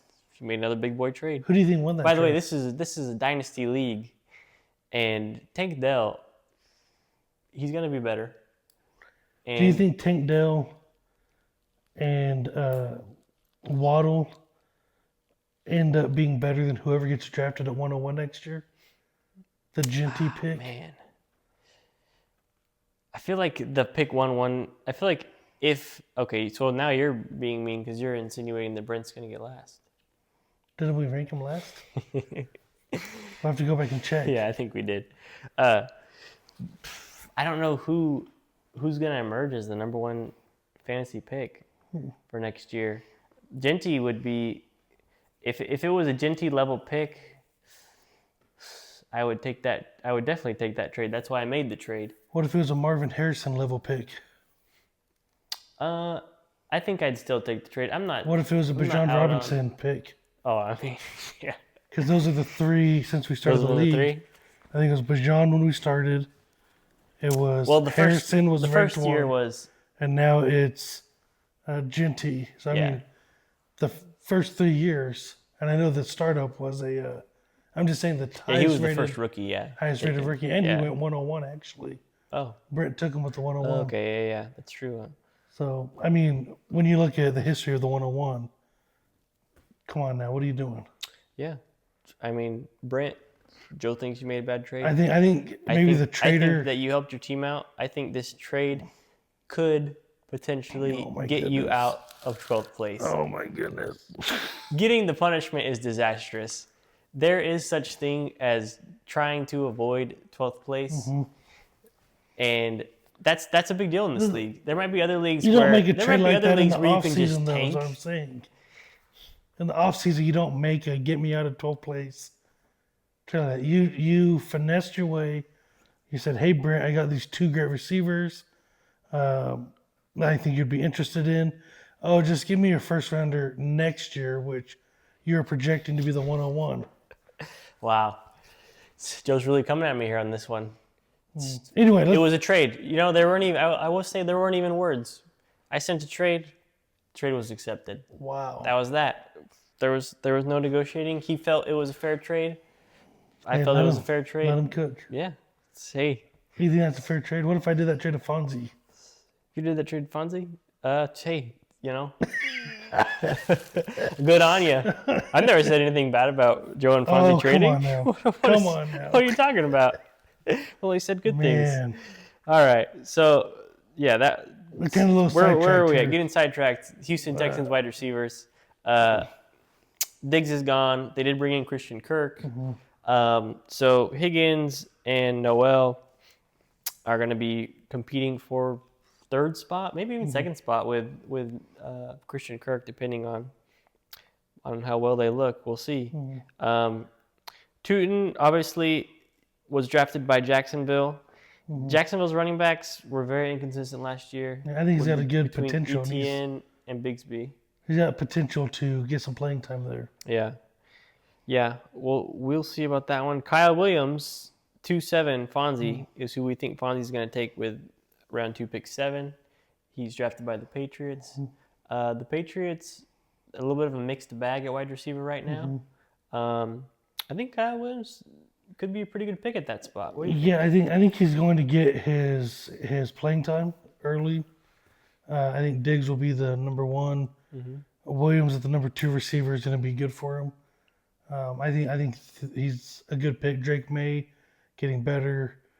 Mike Vrabel. I mean, you saw what he did with Tannehill at quarterback. They're the number 1 ranked team one year in the AFC, going into the playoffs. So I think it's a good pick. Yeah. Yeah, I think that's good value at Kyle Williams there. Then we have Mike double downing on the Iowa State receivers. We think he's going to take Both. Higgins and then take Noel. Wow. Mike has a strong team. So if you draft both of those guys, chances are one of them could emerge as a good receiver for the Texans. And it's not going to hurt you because how strong Mike's team is. Right. And then, if one of them gets dropped later in the season, I don't think it'll hurt him. I think so. We think he might try that strategy, but who knows? We'll see. Yeah. Back to Fonzie for 9 and 10 of the second round. Joe might have had Joe. We won't say that Joe's putting Fonzie's trade strategy on blast, but Oh, hold on now. Hold on. I think you're talking about the pick. You're talking about oh no. the running back I don't. pick. Am I Here. talking about the pick? Which one are you talking We're about? just talking about these 2 picks. Oh, okay. These ones were just names that you heard him no, so say, I think, right? Yes, I think names I've heard Fonzie say whenever he's working with me. So the next pick, go ahead and announce Yeah. So it and I'll explain. you just have gone back, and every time you hear Fonzie say a name or see him And put send on you that a name list. in message, you make a tally. Right. So Joe basically was just making tallies, and then okay, these are the next 2 guys that I've heard him say the most. Yeah. So And go that ahead was and announce one at a 2-9, time. Dylan Sampson. So Dylan Sampson, here's the thing. Where is the Judkins deal going? Is he going to play? Is he not going to play? I think Fangie's going to take Sampson in case Judkins doesn't play. Sampson was highly ranked until he got drafted to Judkins' team. And I think he's a good running back. I think it's a good 1-2 punch. I think he would take the risk. Yeah, if Sampson gets some early playing time with Judkins out, and he excels, we could see, obviously, the Browns in the past, they were able to do the Nick Chubb, Kareem Hunt thing, and both of them were successful fantasy running backs. Why can't they do the same with these 2 guys? That's what they're trying to mimic. Yeah. And then next we have him taking Devin Neal. Devin Neal, I like Devin Neal. I do know where you're ranked on with Devin Neal, but they have to buy the list. Yeah, I to can't know even where your remember where I rank is. had him. Well, I know, and so I think it might have been a little bit low. Devin Neal, Can't remember. he was the number 1 running back in Kansas out of high school. He's loyal. He went to Kansas University. Jayhawks. That's why he stayed there in Kansas and didn't go to his other schools that offered him. He wanted to be close to home. That's why he was a Jayhawk and not an Ohio State Buckeye. Okay. Good running back. He gets drafted by the Saints. Saints' only other running back is who? Alvin Kamara. Who owns Alvin Kamara? Fonzie does. Fonzie So does. if Alvin Kamara goes down the drain, Devin Neal come in, Young gun. maybe can earn some playing time, and I think I think I it'd think be a that's where smart Fonzie pick. goes. You sold me on it. I didn't know all that background about Devin Neal, so thank you for that, Joe. Well, don't tally it down just in case he falls. Yeah, 3. Hopefully it makes it to 3-9. All right, 2-11. We have Leighton This is an exciting pick. picking the first quarterback off the board. We think That's right, we QB1. think Cam Ward is going to get picked in the second round. Leighton currently at quarterback. Does he have Kyler Murray? No, he's a Baker. He might have is Kyler it- Murray as well. We got to check. Let's see here. Yeah, maybe he has both of them. Baker was very solid last year. Well, he's got Kyler and no, just Kyler actually. Just Kyler, I huh? think maybe BK is bigger. But yeah, Kyler, obviously, he's been a fairly successful fantasy quarterback. Usually it's depending on his running, how he runs the ball, if he's being successful in fantasy or not. But definitely pretty good value, I think, Yeah. getting him that low if he is able to nab him down there. He's the number one quarterback coming in here. He's going to start immediately. He's going to produce some points, a lot of points. We don't know, Yeah. but only time will tell. And I kind of think the Titans are going to be playing from behind a lot this season. A lot of garbage time points I see coming his way. Yeah. Maybe a lot of passing. Gets a little. Could be a Jameis Winston situation. Maybe he gets a lot of yards, a lot of TDs, but maybe some picks in there too. We'll see. And then, last but not least, the last pick of the second round. This one could get contentious, but we think that Mike is going to troll everyone, especially Keith. And he's not going to let this guy fall into the third round. Not even going to risk it. Jaden Blue, running back, Blue. Texas. Number Longhorn. 1 running back. Joe says he's the week 1 starter for the Cowboys. Is that right? That's your prediction? I think, from what I understand, when that came out, the Blue was lazy. I think that motivated Blue. That's what the next update said. I didn't see that posted in the league. None of you guys wanted to post that. So I think Blue is pumped. He says, I'm here for a reason. This dude, I remember seeing him at Texas, and I go, man, that guy is a dog. I hope he went to Texas. Is that right? Yeah, Texas. Texas, I saw him play. I didn't go see him, but I saw him on TV. Nice TV. I saw him play, and that guy's fast. He runs hard. And then he had a really good pro day. Ran like a 4.2 something, put Tutton to shame. And so who's the fastest running back in the class? Is it Tutton, who did it at the combine? Or is it Blue, who probably ran like a 38 yard? That's what they do. They move the cone up just a little bit to for the make pro your day. time a little faster, Yeah. Oh. Yeah. This is going to be fun to watch. I tried to make a bet with you that I came at you pretty hard when you started saying that. Or no, you were saying.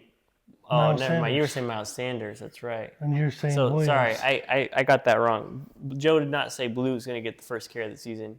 You said Miles Sanders was going to, or you said he was going to be the number 1 running back. I think Miles Sanders will be the And I Dallas wanted to bet RB1. you that Javonte Williams is going to get the first carry of the season for the Cowboys. The first carry, or will he be the starter who gets the majority of the carries?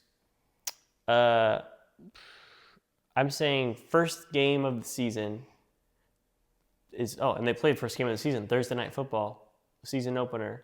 Who do they play? Cowboys come out on offense. First Against- and oh. 10. Against Miles Sanders' old team, against the Eagles? Yeah, I'll take that bet. Miles Sanders. $10. Hey, I have how about let's do Javonte, this? You have Miles Sanders. If Miles Sanders takes that first carry, you give me Brian Thomas Jr. That's no. So you're not confident. I'll bet $10 But you're not that on confident. it. No, not that confident. I think I give it like 60 to 40%. Javonte Williams. over You Miles do Sanders. know that Miles Sanders was an Eagle. Yeah. It's going to No, be a you make a revenge good game. point. You make a good point. Are But you less I think confident Javonte now that Williams you know week that? 1 starter. No, I slightly. So when you say But starter, I'm still you confident mean enough to make the bet. you mean get the first carry, he's the starter. You don't mean that Well- he's going to get majority of the work. Yeah, What if because what if he can't find his someone on the side? I think that's why if we're gonna make the bet, it has to be black and white. It can't be is he the starter? Because then, is it the starter because he was the first one on the field, or is he the starter if he plays more snaps? Because I don't know. We can do a snap count bet, but Yeah, I I don't think we wanna should do do a that. snap count. I think we should do first carry. We'll talk about this off air. Talk about this off air right now. All right. Anyways, back to the last pick, Jaden Blue. Cowboys running back room. Who knows what's going on with it? They have Javonte Williams from the Cowboys. They have Miles Sanders from the Eagles. Both of those guys on their previous teams. Well, Sanders Eagle, then Panther, Right. now Cowboy. On their previous teams, bit lackluster. They didn't produce like their teams had hoped they would. So the Cowboys are hoping they can get more out of them. Then obviously we had this young gun, Jaden Blue. They also drafted another running back late out of Clemson, Phil Maffa, Yeah. who was fun to watch in college. Big dude, runs hard. You think Maffa gets the first carry? I don't know. That'd be crazy. Maffa gets the first carry. But I think it's really it could go anywhere. Do you know what round they drafted Blue in? What round I pick don't know. was I he? want to say fifth, but I don't. I think it might be a little high Because sometimes you can tell off of a team's where they drafted. draft stock. Yeah, depending on where they picked him, they might try harder Blue might be a 6th rounder. to give him No, carries. was Maffa a 6th rounder or 7th rounder? Maffa was pretty late. He was like either 7th or undrafted maybe, but he was late. Let's see. Whoops. Jaden Blue pick. Yeah, there are certain guys obviously that just are so good in camp that no matter where they were picked, it's just undeniable. Like I remember Jalen Warren on the Steelers was undrafted. I was like, who is this guy? And then all of a sudden he was like our number 2 running back. So it does happen, just a little bit rare. Looks like he was a 5th round pick. 5th. That's pretty big. He was a 5th round pick, so it's a little bit late. So it's definitely. But a 5th is completely different than a 7th round pick. Oh, absolutely. Yeah. Obviously, I think Blue is getting the nod over Maffa, but the 2 veterans, we'll see. It's gonna depend on how the veterans look, I think, and whether those guys can stay healthy too, because they've had an injury history. So yeah, I think we talked the most about the last pick, which is kind of funny. But Jaden Blue's been a fun topic. So there's our 2-round mock draft. Just be thankful it wasn't all 5 rounds. Yeah, we tried, but we didn't want to be here for 10 hours. And now we're gonna do questions. This might be an audio only because I'm gonna need to get my phone Okay. to see the questions. Hopefully I don't mess this up. Maybe I'll do it. Let's see here. And I am not looking forward to this because. All right, we're back. All right. We have the questions. Thank you guys for submitting plenty of good questions. The questions were sent all to me, All right. and Like I I think said, I that's got- because a lot of them do involve Joe. So I'm going to start off with some questions that were sent not anonymously, and then we'll finish with the anonymous And questions. just so you guys know, Kyle has not shown me any of these questions. Joe has not seen any. I asked to see them, and he said it'll be better to. We have to see his live genuine reaction, non-rehearsed. Like I said, I'm nervous for this this segment here. All right, so we'll start with the commish. The commish sent us some good trade Okay. or some good Which commish? questions. Jeff, Okay. yes. Right. The face, the commish. So here were Jeff's questions. All right, Jeff. Oh, let me make sure I have this right. There Just it keep is. in mind, Jeff, my hate radar is like up here. Right. So I don't want to bring it even Oh, higher. okay, this is a good one. Okay. Because I claimed to have the best one. What is the best off-season trade so far? I claimed I made the trade of the off-season when I traded the 1-1 for Brian Thomas Jr. and Kyron Williams and Isaiah Pacheco. Has there been a better trade since then? Or has there been a more hype trade since then? The flu trade is what Here's what we're the. calling it. This is what the commish asked us.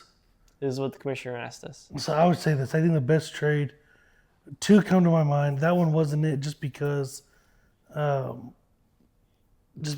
think, like we mentioned earlier, you giving. I think by best trade you mean most lopsided trade. Maybe not best as in fair. Most lopsided. I do think the Tank Dell, Jalen Waddle trade for the future 1-1. If you look at the past 1-1 since this league started, Bijan Robinson, Marvin Harrison Jr. was ranked 1-1. And then we have Genty this year. So when you look at that, you're asking, would you rather have a Bijan Robinson type player or Waddle and an injury? So That's one. All right. I also think maybe I another think he means. I think he means though, like the Most- blockbuster trade of the offseason. Blockbuster. Blockbuster. That's why I'm saying mine. Our trade was the blockbuster trade. You think that was it, or was do you ours. think it was But there was Keith other ones. giving up both his running backs for the Okay. 1-1? Yes. Okay. That was also one that. That's what I was talking about earlier. Is I made the trade. I thought it was gonna be the trade of the summer, and then it just. That was a good trade though. The Yeah. one you did that because I But gave then you made the trade 1-1 to Keith. Who'd you get back? 1-1 to Keith, and I got Derrick Henry, Shaquan Okay. Barkley. Huge. Big deal there.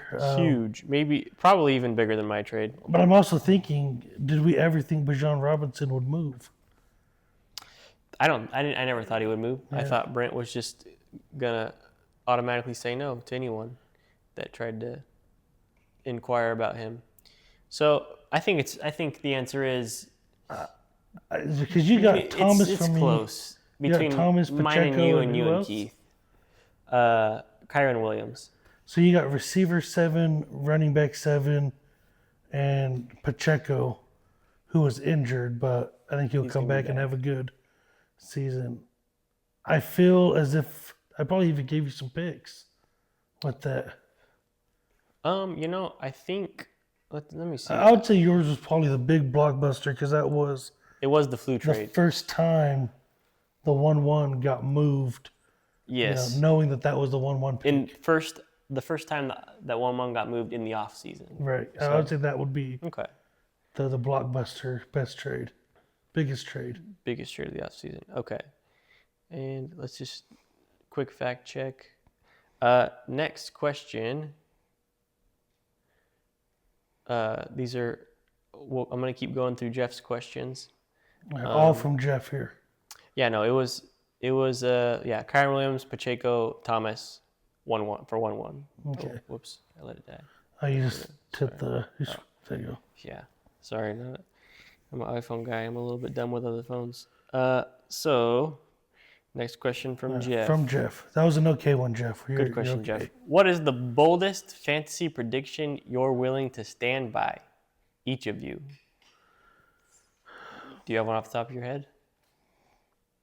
If not, I can Fantasy prediction. Go ahead and start if you have one off the top of your head. go. Okay.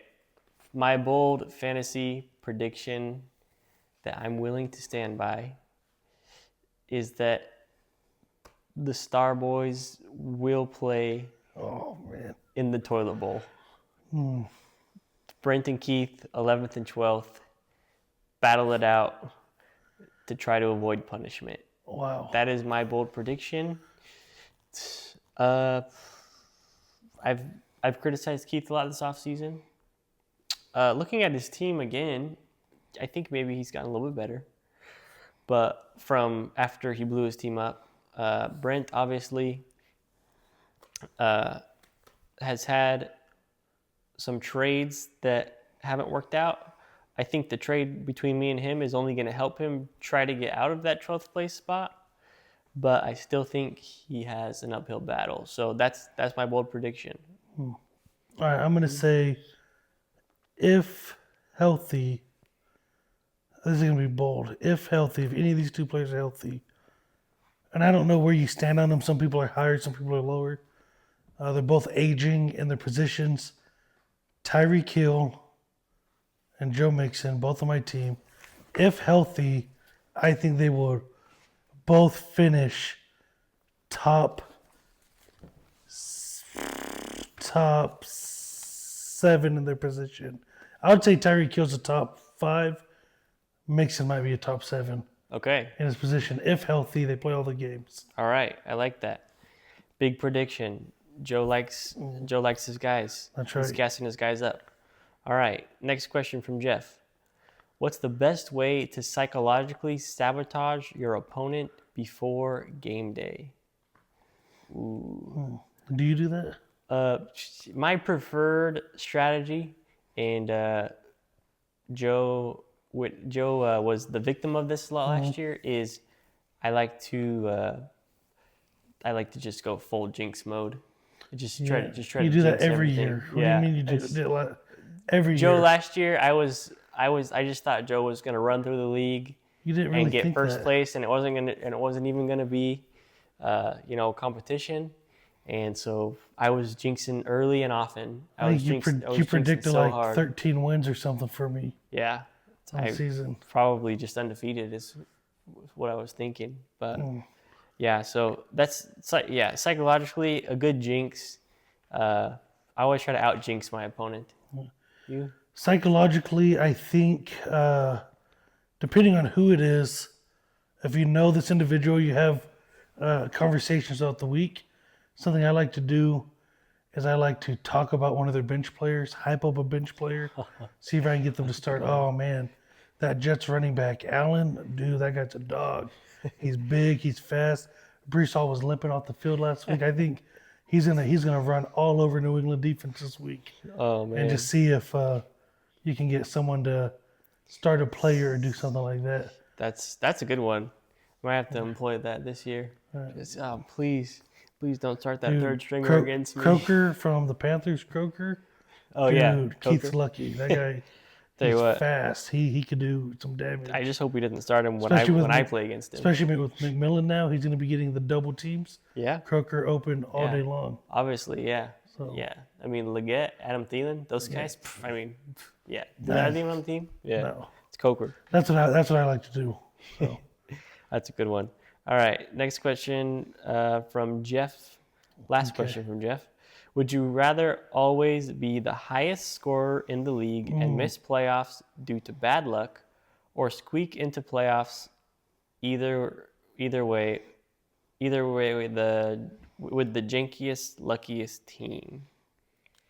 I think we've seen Fonzie sneak into playoffs and win the league So you with think the weakest, the second team. one was just Fonzie? Second one Would is you rather what? be Fonzie? Would you rather be Fonzie or would you rather be, there's always that guy who Yeah. misses the league. Michael was almost that guy. He was the first seed and then He gets fell toppled by victim Brent. by seed number 8. Yeah, in Can't the believe you first have round. 8 That was a tough team one. playoffs. It's better to be lucky than good. Mm-hmm. So if my team's doing crappy, but I'm still winning games, Mm-hmm. I'd rather have that than miss the playoffs. It's yeah. so much less frustrating. I mean, yeah, I feel like that's the easy answer. What about you? Yeah, I can same swallow my thing. I'd pride. rather be Fonzie's team and suck and squeeze in and have a couple good weeks and have a shot at winning. Yeah, Well, it's all about winning. That's for sure. yeah, those are fun All little right. questions. Thank you, Jeff. Those were very good Those are questions. fun. I appreciate that, Jeff. Yeah. So we're gonna move on to Ben next, and Ben, let's see here.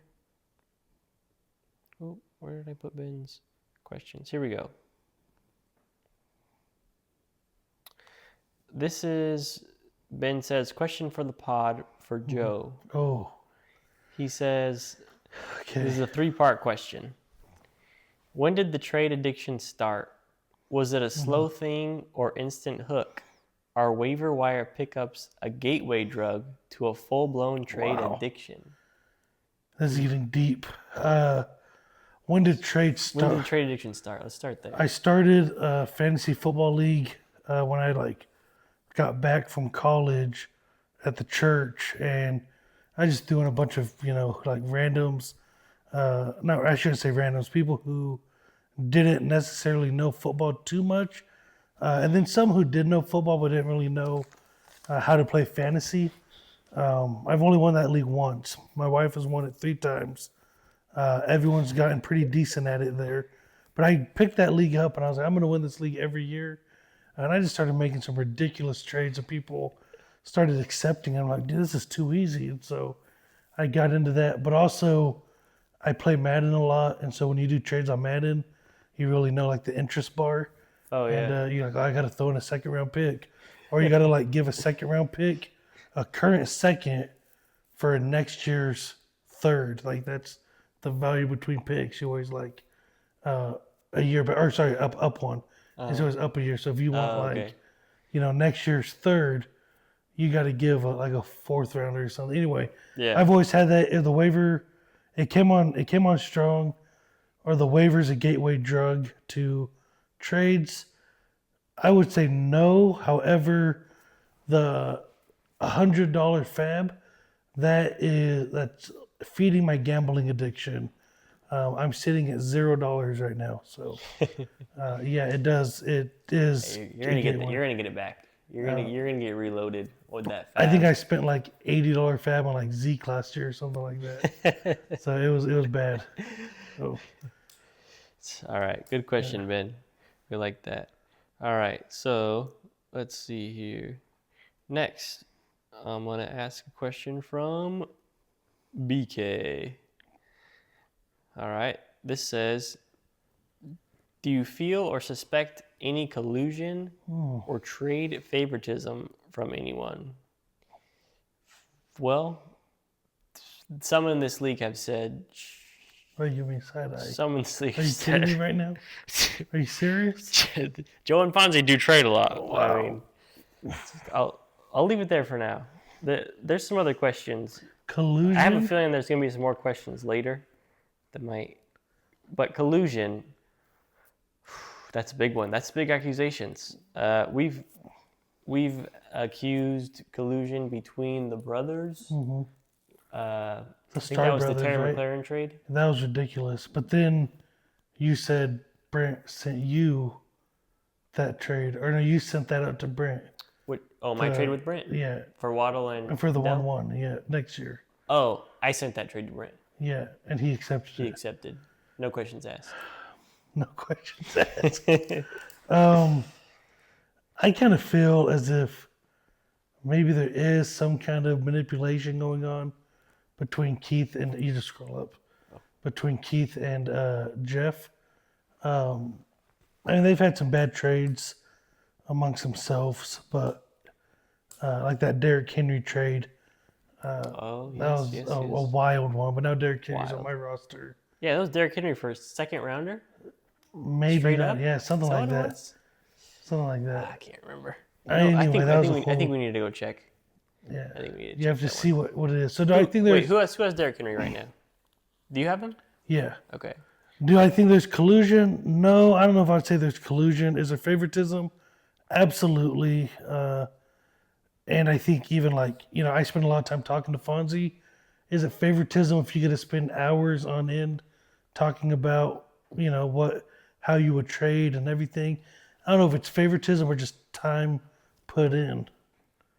So, To Keith Starr from Jeff Rogers. Keith received Derrick Henry and Zach Ertz. Jeff received Kareem Hunt, K. Dotton, Khalil oh Shakir, my goodness. 2025 second round pick, 2025 fourth round pick, 2025 fifth round pick, 2025 third round pick. And if you want to see something crazier, Wow. if I'm not mistaken, look up on Jeff's team now Okay. and look up AJ Brown. Oh, If I'm not mistaken, I think there was I think this was the one where he texted me saying that Keith is my Fonzie. I believe it was whatever deal AJ Brown that is, got sent to. by the way, that's an all-time line by Jeff. Yes. Wow. I'm gonna make a shirt for you, Jeff. That says That Keith is is my an Fonzie, and I'll wear a shirt line. that says Fonzie is my Fonzie. Man. What was yeah, that that's- trade? How did he get him? Put that. We need to put that on a quote and frame it in my office. So what did he get? How All did right. he get AJ So Brown? to Rogers, Jeff from Keystar. Rogers Jeff receives AJ Brown. Keystar receives Chuba Hubbard, K. Dotton. Chuba Hubbard, is he the RB1 for years to come in Carolina? No. Who knows? Come on. He's not. And so you're telling me that, look at that trade and tell me that there's no trade favoritism. Or look at the Derrick Henry trade and tell me there's no trade favoritism. And look at them together and try to tell me there's no collusion.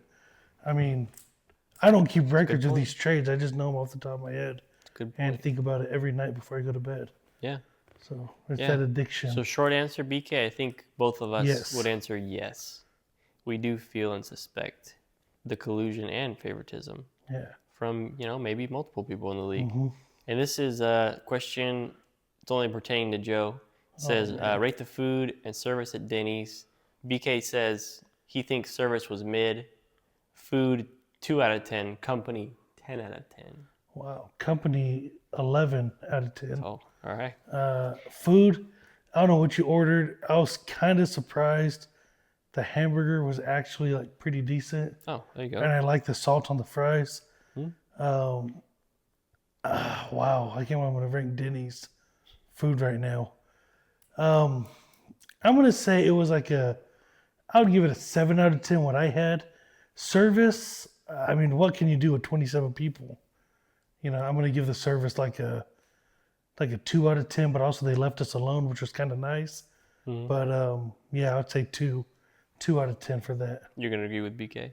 All right. Yeah. All right. So now we're on to Keith. Keith has quite a few questions here, so let's try to.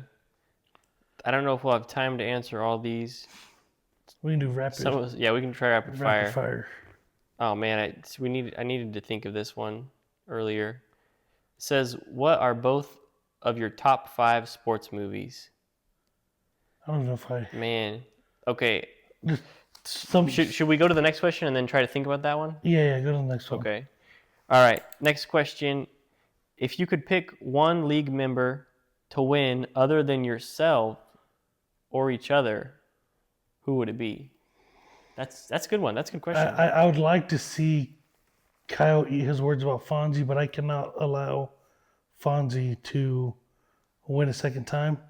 I'm going to say someone I want to see win real bad is Steven.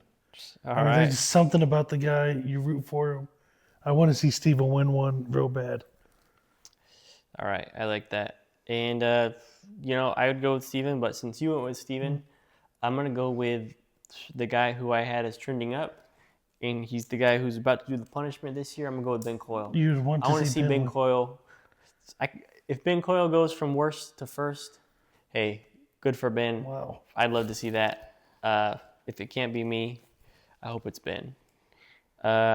Next question. Is Jeff gay? Not my question. This is Keith's question. Jeff has 4 kids. I'm going to say no, Jeff's not gay. Sorry, Keith.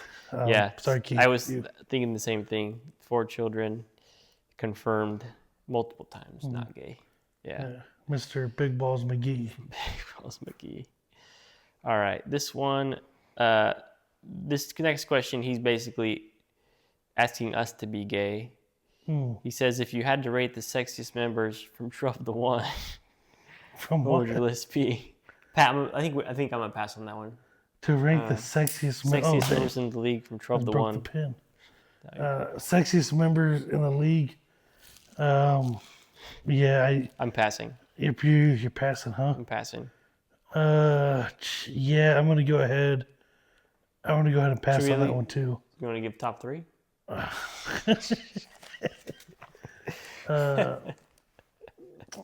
No, yeah, I'm passing on Yeah, that. it is. I'm passing. I think that's pass. Yeah, I think my that's wife pass. watches this. That's pass. All right. And then if you could have one player from any era for your roster, who would it be and why? Ooh, that's a good question. One player, any era. Who would it be and why? I'd probably say, who is it? Is it Emmitt Smith who holds all the rushing records? Yeah. I'd go Emmitt Smith. Rushing yards. How do you beat a running back like that? Most important position, arguably, and you get the best one out of it. So Fantasy. Yeah. yeah, I'd say Emmitt Smith on that. All right. I like that one. Yeah, it'd be cool to just have obviously the best, whoever had the best stats should look that up. But I'll go with a player that had really good stats for my favorite team. Man, from any era. Talking about Antonio Steelers Brown. Let's Steelers just go defense. Antonio Brown. Antonio Brown. From he didn't retire that long ago, but man, whenever he was the number 1 receiver for the Steelers, he was electric to watch, and he was a fantasy stud. I mean, he'd have over 100 catches and 1,800 receiving yards, a bunch of touchdowns. I mean, the guy was a freaking fantasy monster. He was the number 1 overall pick in fantasy Sounds had, like like Tyreek 2-3 Hill. years. Yeah. Yeah, Tyreek Hill was fun to have for a while there too. Going back To the sexiest going back picks? to older Steelers. Who Oh, would you want in fantasy football? Maybe in this 1970s. Give me some Franco Harris on my fantasy team. Yeah, okay. that I thought you were probably would gonna have been say I thought you fun. could say the Steel Curtain. Yeah, get the Steelers Yeah. defense. Yeah, that'd be really fun. Yeah, that'd be some other ones. But yeah, I guess if I had to pick one, I know obviously Antonio Brown's not from that long ago, but let's do it. Antonio Brown, man, give him to me. All right, and that was the last one. So top 5 sports movies. We'll try to. I think my number 1 sports movie is Remember the Titans. That was mine. Yeah, Dang. I love Remember the Titans. I Yeah.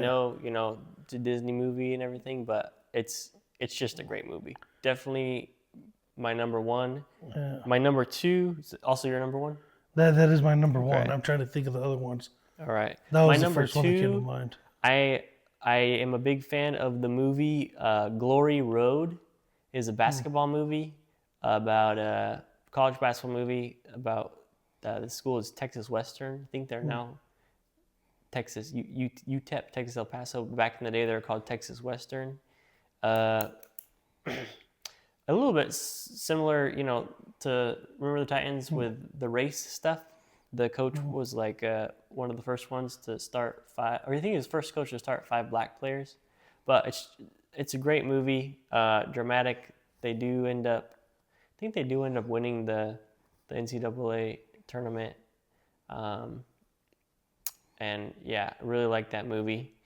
Number 3, I think I'm gonna go with Miracle, the hockey movie. Have you seen that one? No. Yeah, Kurt Russell, the coach. A lot of good quotes from that movie. And it's about the USA in hockey in the Olympics when they upset the Miracle on Ice, when they upset the Russians. So obviously, maybe the greatest upset in sports history. Really enjoyed that movie. Number 4 and 5, I'm trying to think. Friday Night Lights. Does That's that a make your show, list? isn't it? Show, and it's a Oh, I movie. didn't see It's a the movie movie. as well. You haven't seen the movie? No. It's a good movie. I think I put Friday Night Lights as number 4 Yeah. on my list. Mike Winchell, quarterback. He wears like number 20 in the movie. It's funny. And they come up a yard short, which is heartbreaking. What's some other movies out there? See, I'm not like a big movie like watcher, so to speak. So, Remember the Titans was one for me. The only other one that kind of keeps coming up into my head, and I haven't seen this one in years. Facing the Giants, I thought was a good one. Okay. I don't know if it's good enough to be ranked number 2 or anything like that, but Hey, I just haven't it's your seen too list. many. It's your list. I just haven't seen too many. Space Jam? No, I haven't seen Space Dude, Jam. I've never seen Space Jam either. Never. People give me a lot of crap for that. Yeah. I still have never watched the original Space Jam. I haven't seen the new one either. Yeah. Number 5, I'll go. And obviously, like I feel like I can make sports comedies could be like its own genre. Like I was Happy Gilmore, great movie. Caddyshack, I love Caddyshack. That's probably my number 1 sports comedy movie. But I'm just going like sports non-comedies. I think I'm gonna go with this one could be higher. Rocky. We'll go with Rocky. Rocky 1, the whole Rocky series. I'll put that at number 5. So I got Remember the Titans, Glory Road, Miracle, Friday Night Lights, and Rocky. Rocky might be 4 ahead of Friday Night Lights, but I feel good about my top 5. Not a really good one to prepare for, you know. Yeah, I know. You told me the questions beforehand. I saw the questions and I remember thinking, oh, we need to prepare for some of these, and I just completely forgot. Because I was also thinking, oh, some of these I can't tell Joe them because we need to get him on the spot. Oh man, So- I'm not looking forward to that. Sorry about that. So thank you, Keith, for the questions. Good questions. And now we're on to the anonymous questions. These questions were sent to me Oh man, from a cell phone number that I do not have saved. So I honestly don't know who they were sent from. who's asked the question so far? That's, We have from Jeff, from Ben, from BK, and from Keith. We had questions. So,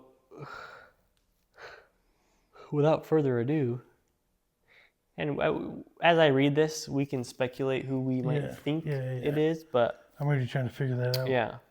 So, it was titled, in quotes, "A Cry for Help." Why does Fonzie only trade with Joe? Is this workplace violence? Wow. Does Joe hype Fonzie up, dunking on his classmates, just to finagle a trade? Wow. Fonzie, are you okay? Wow. That's a 4-part question. I know, Joe, we talked about some of this earlier. Why do you trade with Fonzie more than everybody else? I mean, it's just probably because you work with him, right? Yeah, That's I mean, natural. I see him the most out of everybody. Talk to him the most. Yeah, and that guy's always looking up. I mean, if AJ Brown farted at training camp, Fonzie knows. That's just kind of the details he goes to. He's a big breaking news guy. Very big breaking news guys. I mean, Jameis Winston sneezed at camp, and he'd go tell me that. There's things that don't even make sense, and so he likes to call me and tell me these things like all hours of the night. So yeah, that's why I trade with him the most, and plus he responds to my messages. So if you guys want trades, respond to my messages, and it's that simple. All right. So the next part was, is this workplace violence? I think a better way to ask that one would maybe be to say, does Fonzie feel threatened at work that if he doesn't accept your trades, he's going to be harmed either physically, psychologically, or financially? I'll say this: Fonzie has, anytime he's come to work with me, he has always gotten paid, Okay. whether he trades with me or not. Okay. And Fair. Just Fair. gonna put it there. Fair. And then, is there anything behind you gassing him up while he's dunking on little kids? Is that you trying to, hey Fonzie, like, oh man, nice dunk, dude. Hey, by the way, check out that trade I sent you, man. Oh, you're talking about the video I posted? Yeah, is that what's going on? Okay. I think that's what they're asking here. Okay, dunking on his class. I get it now. His classmates there. Was I hyping him up? For some of you guys who don't know this, right, Fonzie has what we call what do you call that? Like a multi-personality disorder, Split. or a split personality. personality? So he has a Okay. split personality disorder. He's Fonzie 99% of the time now. But when I knew him, it was about 50-50. He used to be Fonzie, and he used to be this guy called the Fonster. Oh, And when the Fonster comes out, that dude is hype. He's fun. Buzzballs go empty. Kids go missing. I mean, basketball hoops are broken. When the Fonster comes out, you watch out. I miss the Fonster. so are you trying to unleash the Fonster? I would 'Cause you think love to that see the the Fonster. will give you better trades. No, the Fonster would probably rob me and take my players. But I want the Fonster to come to the draft so he doesn't put up. He's very mild-mannered as Fonzie. The Fonster doesn't put up with anything. Okay. So if the Fonster heard you talking about his team, you would, I'd be in hear trouble. about it. Okay. And he would dig up dirt real deep. Oh shoot. And so I want the Fonster to come out. Hopefully, you guys will get to meet the Fonster one day. I always tell him the Fonster's dead, but I think every now and then I get a glimpse of the Fonster, and I want that to come back to life. So I'm hyping him up, yes, to unleash the Fonster. That's all it is. Not the finagle trade to, Not to finagle the trade. to release the Fonster. Mm-hmm. Last question, Fonzie, are you okay? Well, we'll have to ask Fonzie that one next time we see him. But there was a separate anonymous, From a different number. and it was kind of piggybacking off of these same questions. Get ready. Okay. Oh, It's- man. Oh, no. This is... It's a story, Okay. and there are some accusations. Here goes. I'm not ready for this. I recently was hearing about how Joe and Fonzie met and became friends. Apparently, Joe was the youth pastor, Oh, wow. and Fonzie was just a young, innocent schoolboy at the time. Okay. Oh, my goodness. Wow. But even with the age difference, and the sort of teacher-student dynamic, they ended up becoming very good friends. They would even hang out outside of scheduled events. Wow. As both grew older and the friendship continued to grow, Joe continued to show Fonzie the ropes of life, including Oh my how to lift weights, how to dunk on little kids in basketball, and how to trade in fantasy football. Fonzie, it goes on. Fonzie always consulted Joe before making fantasy trades to get his opinion. Some would say Joe was grooming Wow. Fonzie, we threw that word out there, grooming Fonzie to become the fantasy manager he has become today. Joe even decided to hire him to his pool cleaning service, and now Fonzie and Joe are leading the league in trades. And Fonzie is getting absolutely fleeced left and right. Wow. Sorry, a little spit there. Has Joe been grooming Fonzie this whole time so that he can take advantage of him on trades? Is this some sort of long-term psychological manipulation? Should we be concerned for Fonzie? Is Joe a trade predator? Wow. Please help. Wow, that's a lot to unpack there. So, Where do we first start? accusation, I guess we have.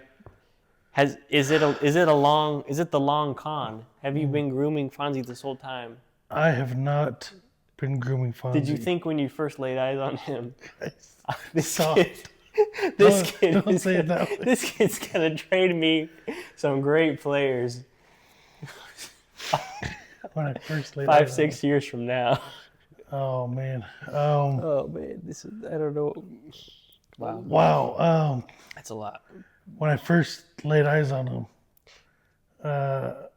this kid is going to trade me. But no, This kid's gonna win me some fantasy leagues. no, I did not think that at all when I saw Fonzie. And as a matter of fact, he won this league and won your league. Two things I have not done. So In year one. am I the one that's being groomed? Does anyone care about Joe? No, that apparently not. Okay. I would think from what this person is saying, they might think that you let him win. Just give him that little taste, and then you're like, "Hey, Fonzie, you won one. Now how about me? How about Big Oh, Joe? you take care of me now. Yeah." I would think Oh, that this wow. person would think This is that it's so deep, that the psychological manipulation is so deep that you would let him win 1 year so that you can win multiple years in future seasons. Wow. I feel as if Chris Hansen's about to, is that Chris Hansen that does How to Catch a Predator? Is that what I'm thinking of?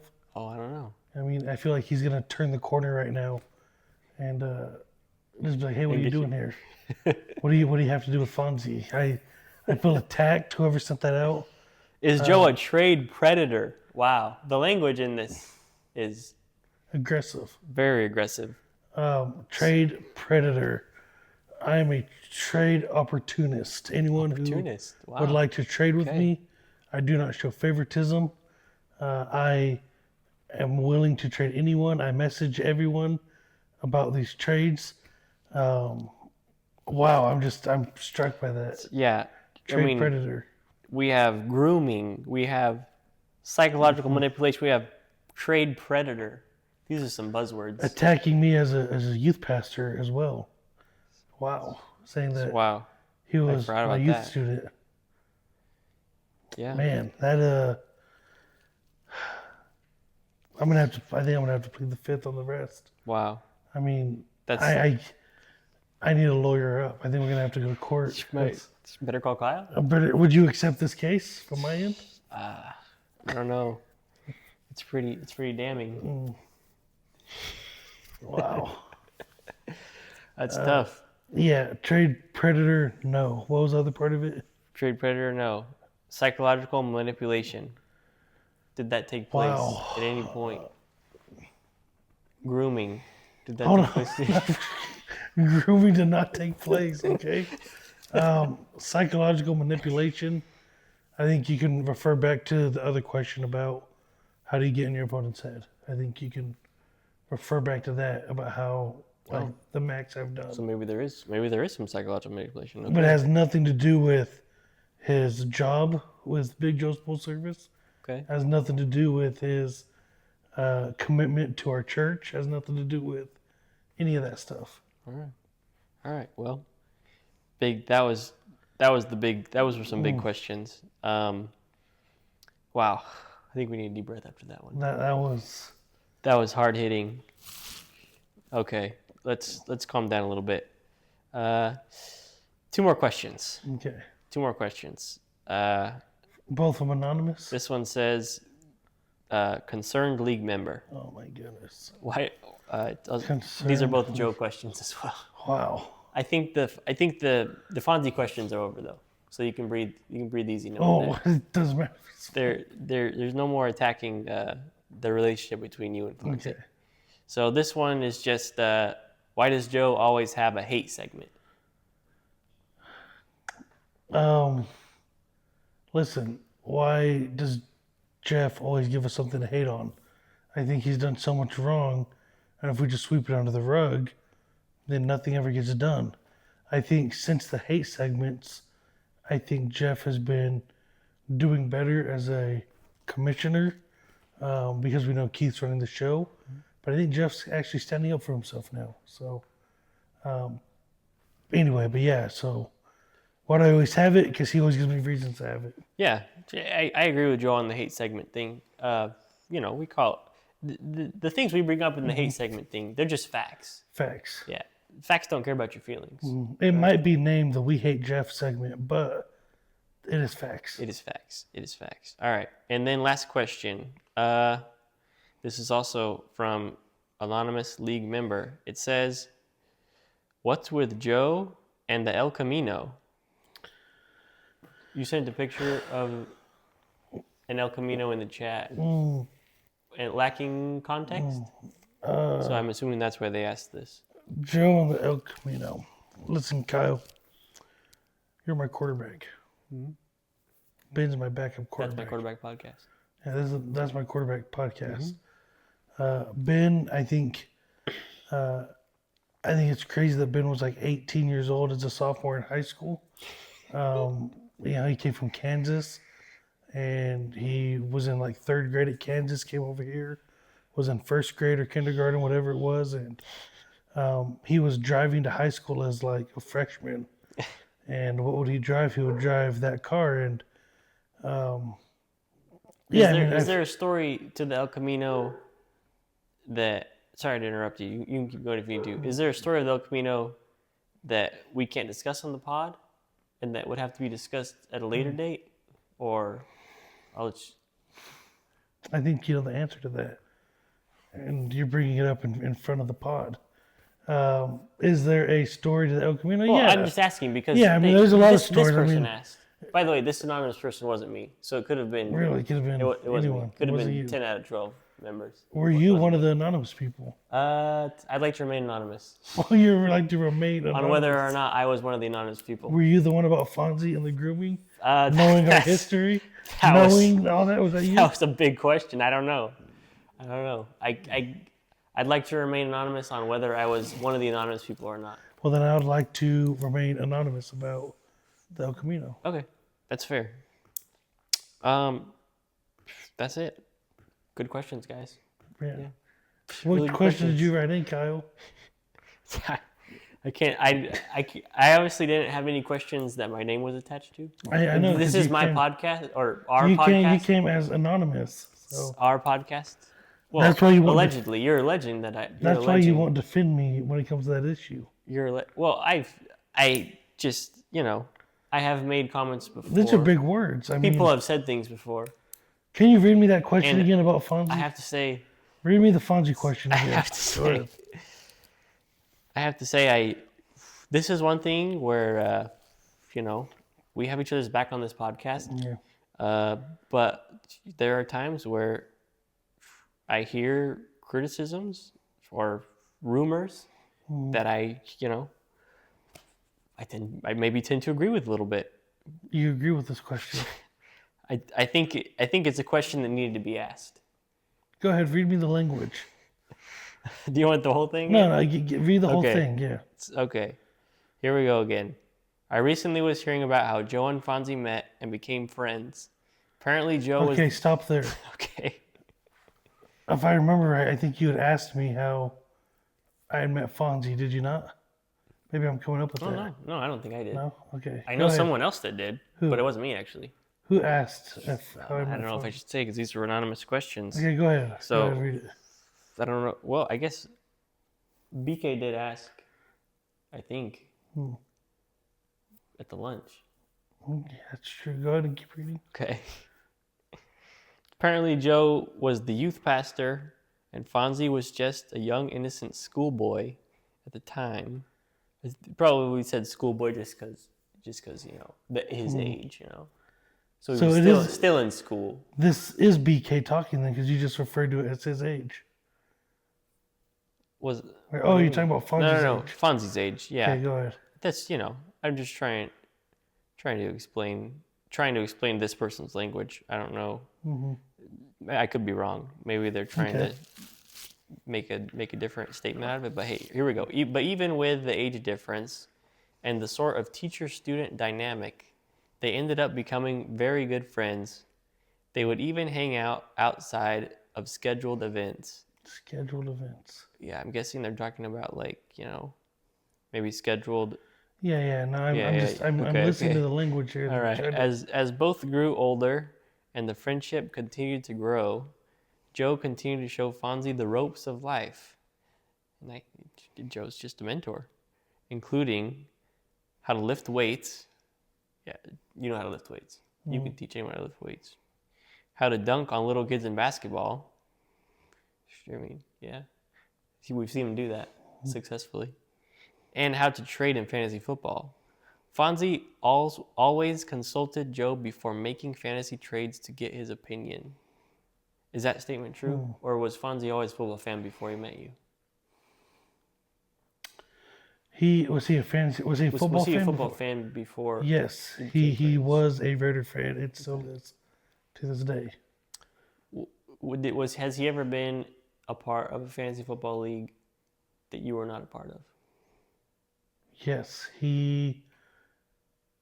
I don't think I need to give detail, but yes, he was a part of one. The first fantasy league he was in, were you also in it? Yes, as Okay. far as I know. No further questions. No, just kidding. He may. All right, I'll explain. He may have accidentally tried to do a mock draft and joined a different league by doing draft now button, and he was in a different league. If you Okay. take that out, Okay. I think he's been in mine every single time. Okay. All right. That's an interesting fact. Some would say Joe was grooming Fonzie. That's Some a would loaded say. where. Grooming You know, Fonzie I hear to you become say, the fantasy manager he has become today. Kyle, I hear you say the phrase, some would say. I need to go back in this recording and see how many times you have said, some will say. That's pretty good detective work. Kyle, I don't know. do me a favor, Kyle. How do they spell Joe? Is it J-O? Looks like it's just J-O. There's only one other person I know Oh, man. that spells Joe J-O. Who's that? BK? He's sitting right here. Oh, my goodness. Kyle, I'm Is gonna. this the end of this podcast as we know it? I'm going to take this text message to the proper authorities, have them detect what address it was sent from, Wow. and I'm feeling, the language in this, the wording, the knowing of the background stories, knowing these things, spelling my name J-O. How do you spell Fonzie? How do you spell Fonzie in there? That'd be Fonzie. So correctly, okay, he put the E in there. That eliminates some of the other people. Okay. But the J-O, Hold on a second. I know what's going on here. oh, I think I'm being framed. you're being... Someone wrote that text in your handwriting. Someone obviously has been seeing my syntax, how I spell Joe, and I think they're trying to break up this podcast. I think it's Keith. It might be Keith. Keith is jealous. Keith, we're on to you. Kyle would never what? Wow. say something like that about me. Kyle would look at the camera. Joe- Kyle would never Joe- accuse me of saying or This doing podcast those is on the things. ropes. Joe thought it was me. I didn't know how to convince him it wasn't me. But this is obvious. Kyle, look me dead in the eye. This is Tell me obvious. that was not you. Joe, you're asking me. You're asking me to do what I can. Oh, I don't know. I don't know if I can do this anymore. Joe, it was me. I sent the anonymous text. The phone number you don't have saved. Sorry. That's why you wouldn't tell me the phone hold on, number. Time out. All right. Sorry, guys. This is getting a little emotional. I didn't anticipate this. I didn't anticipate But this. Joe, You sent Joe- those messages. time out. You time sent out. that big paragraph accusing me Time out. of grooming a league member. When I said that somebody sent messages from a phone that I didn't know, that was the truth. So there were anonymous messages from another person. I took those anonymous messages and piggybacked off of them because I had questions about the Fonzie What and Joe. questions? The Fonzie and Joe trade Have dynamic. I ever groomed Fonzie? Was I grooming him? Those are my questions. That's what you. This is how I decided to articulate. Were we hanging out outside of unscheduled events as he was a minor? Is that what You you're know, asking I me? got a lot of ammo at the lunch. I got a lot of ammo at the lunch, and I unloaded the clip. Wow. God, I can't. I don't know. Joe, I'm sorry. Is this betrayal? Have I betrayed you? It was just a question. Kyle, It was just a question. for tonight, I'm gonna skip over the We Hate Jeff podcast. No. I think this interview's done. There's too much hate. Was that all the questions? That was it. Can we at least do a new segment? What's the segment? It's called Hindsight is 50-50. Oh yeah, I do want to do that one. Okay, Yeah, I do alright. want to do that. All right. So, all right. Sorry, guys. That got a little emotional there. 1 a.m. The emotions are. Yeah, man.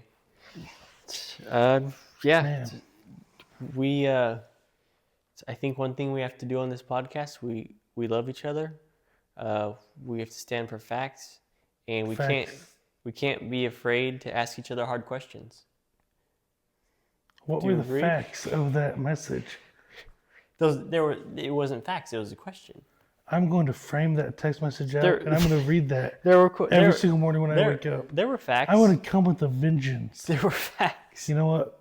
I'm It started off with facts and then ended with questions, which you can question the viability of those questions, the legitimacy of them, but I think we have to be able to be open with after each that other. message. I'm now putting a 15%. What is it? Trade tariff. Trade tariff on Kyle. Oh man, 15%. this is tough. Do you have any questions? Do you have any anonymous questions for me that you'd like to just ask? Anonymous. Do you have any? me. You don't. I mean, obviously they're not anonymous, but were you going to ask me? Did you have the idea to ask me an anonymous question? I And if you am. did, I am a man, Kyle. I would come to you and say, Kyle, I have this question. But you know what, Kyle? It doesn't matter what you do. You're my quarterback, and I have your back. But that hurt, man. have I backstabbed? Did I backstab you? You Did you definitely feel that stabbed me in you're the back backstabbed? for sure. Wow. I'm gonna have to make this up to Joe. Well, don't explain know. this segment. Get my back in the segment. All right, the new segment. The new segment. Okay, the new segment. It's called Hindsight is 50-50. We did get a suggestion from one of the league members, from Michael Hebert. Instead of a question, he gave us a suggestion.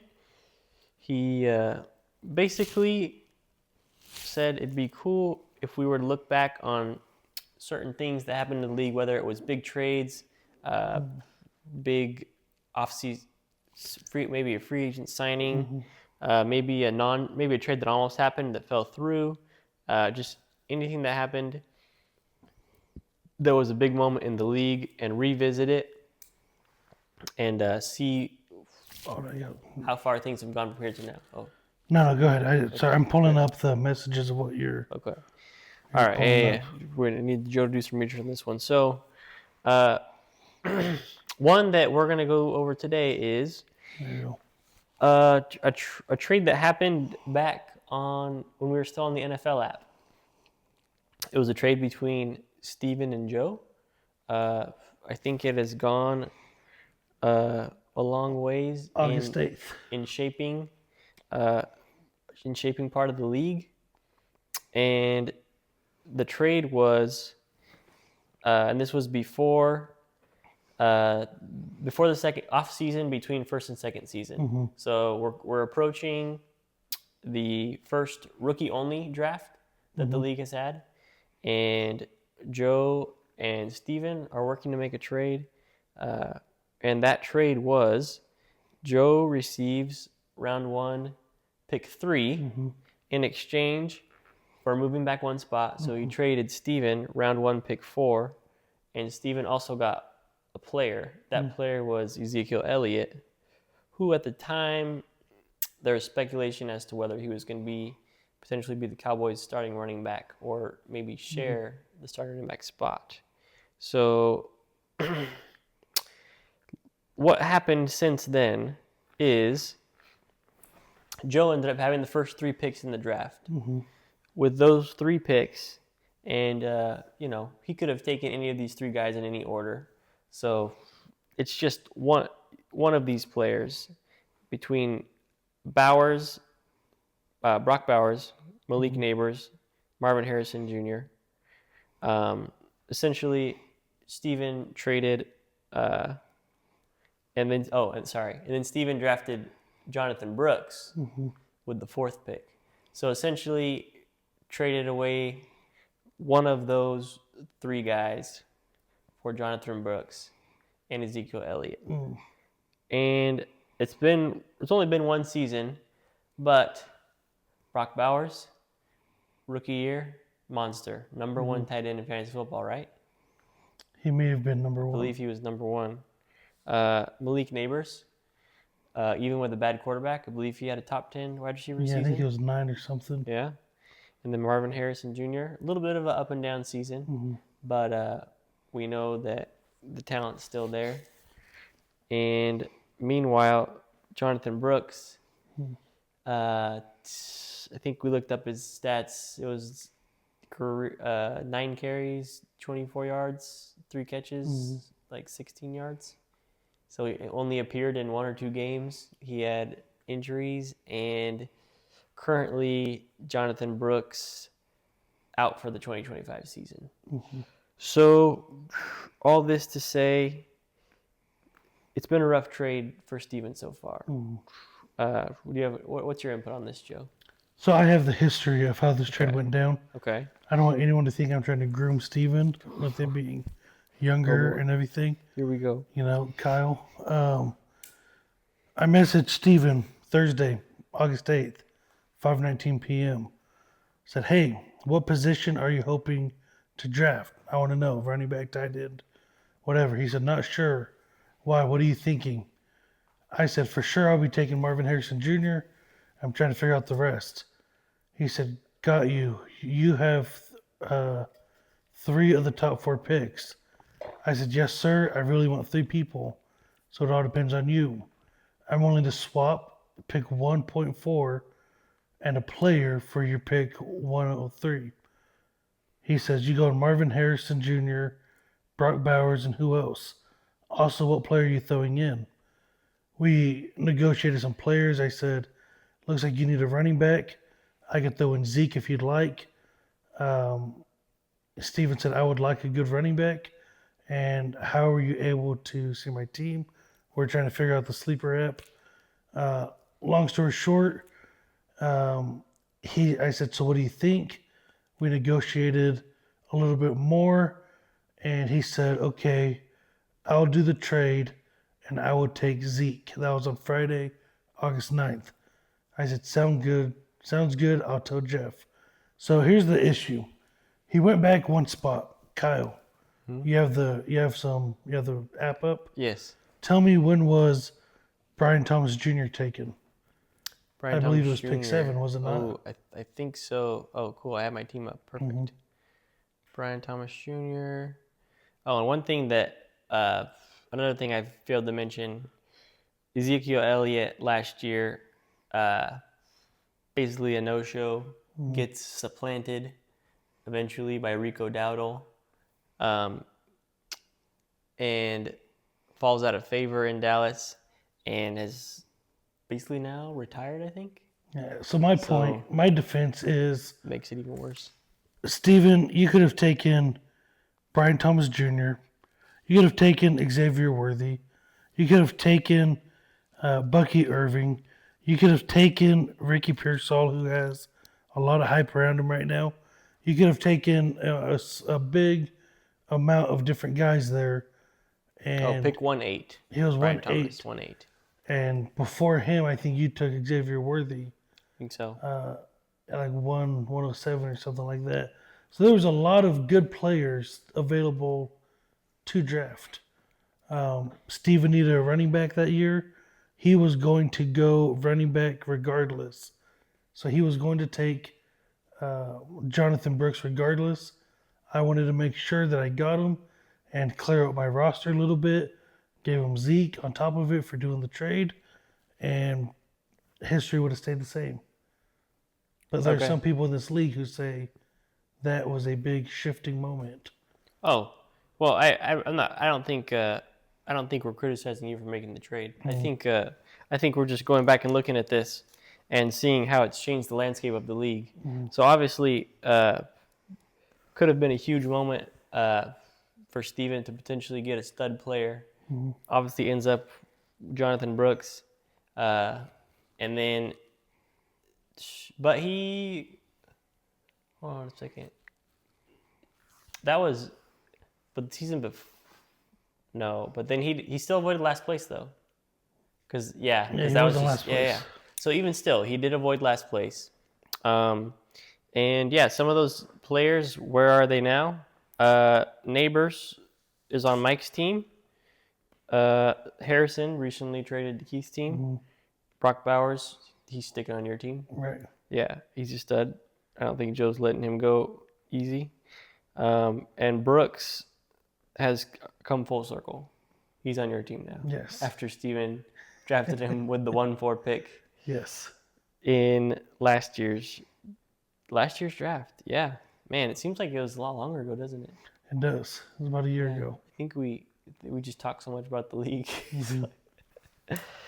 But yeah, so that was interesting. Yeah, so that was I think that was a fun segment. That was a fun one to look back on and see where everyone is today. And definitely a rough one for Steven. Right. Good one for you, rough one for Steven. And yeah, that's pretty much the podcast. I know since of what just happened that you didn't want to talk about Jeff anymore. No. So I want to say something about Jeff. The Jeff hate segment. It's really fun. We have that question that why does there always have to be a hate segment? Which do you think that was Jeff? I think Jeff was the anonymous ask. That was an anonymous question. Man, that's funny because he messaged that non-anonymous, right? Well, yeah, he messaged non-anonymous questions, and I also think he said in the chat, like, if you message anonymous, you're a weenie. But I think he's just trying to throw us off the scent. I think so. I might have to check to see how he spelled things to see if True. that Super was you. sleuth. You know, Detective Joe. Oh, Sherlock Joe. yeah. There's another one. J.O. Sherlock Jones. Sherlock Joe. So for the We Hate Jeff segment, though, I told Kyle coming in here, I said, look, I want to do something different. It's like stress season for commissioners right now. You got to make sure you have everyone in your league, all this stuff, get everybody's songs ready for, all that. So there's a lot of stuff going on.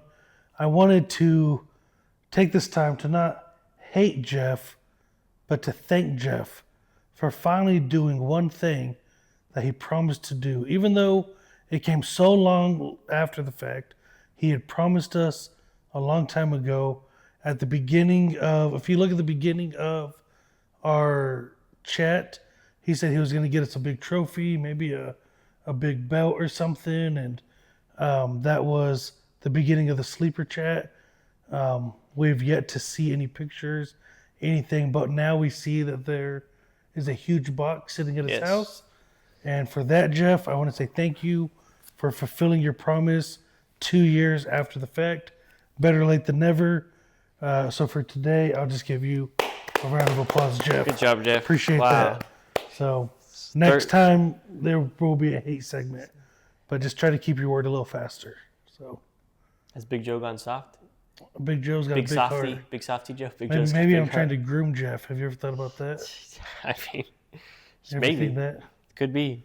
Kyle? Maybe you want, yeah, maybe you want to get all the preferential treatment from him instead of Keith. Yeah. It's Keith. Well, maybe you need to groom Keith. Shout out, he's the real commissioner, right? Keith is trying to get groomed by asking us to rank the sexiest people in the league. He's trying to be groomed. Oh man, Yeah. All Not right. going to do that, Keith. We got wives who watch this. It's a yeah, family show. yeah, can't do it. Hard pass. All right, well, that's episode 3. Hope you guys enjoyed. Man, I don't know how long we went. Maybe 2 or 3 hours. Maybe 3 hours this time. But yeah, draft preview was fun. Draft's coming up. Questions were hard hitting. I don't know if me and Joe, I think we're gonna bounce back. I think Joe's gonna understand where I was coming from with the questions, and there's gonna be no hard feelings. I'm confident in that. So that's my quarterback. We're gonna be back. We're gonna be back for a week 1 preview. Is that what's next? I think we're going to do maybe I thought we were going to do well, let us know what you guys want. But I thought we were thinking about doing like a draft grade episode Oh yeah, after the draft. Doing Yes. a draft grade. yeah. Maybe we should do that. Maybe we can do combination. Yeah. We'll see. We'll see. But we'll be back. Give us a few weeks. We're hoping during the season we can record weekly. That'd be fun. But for now, We got to iron some stuff out between us. So over and out. Yeah. If you don't hear from me, that means that Joe pummeled me. probably what?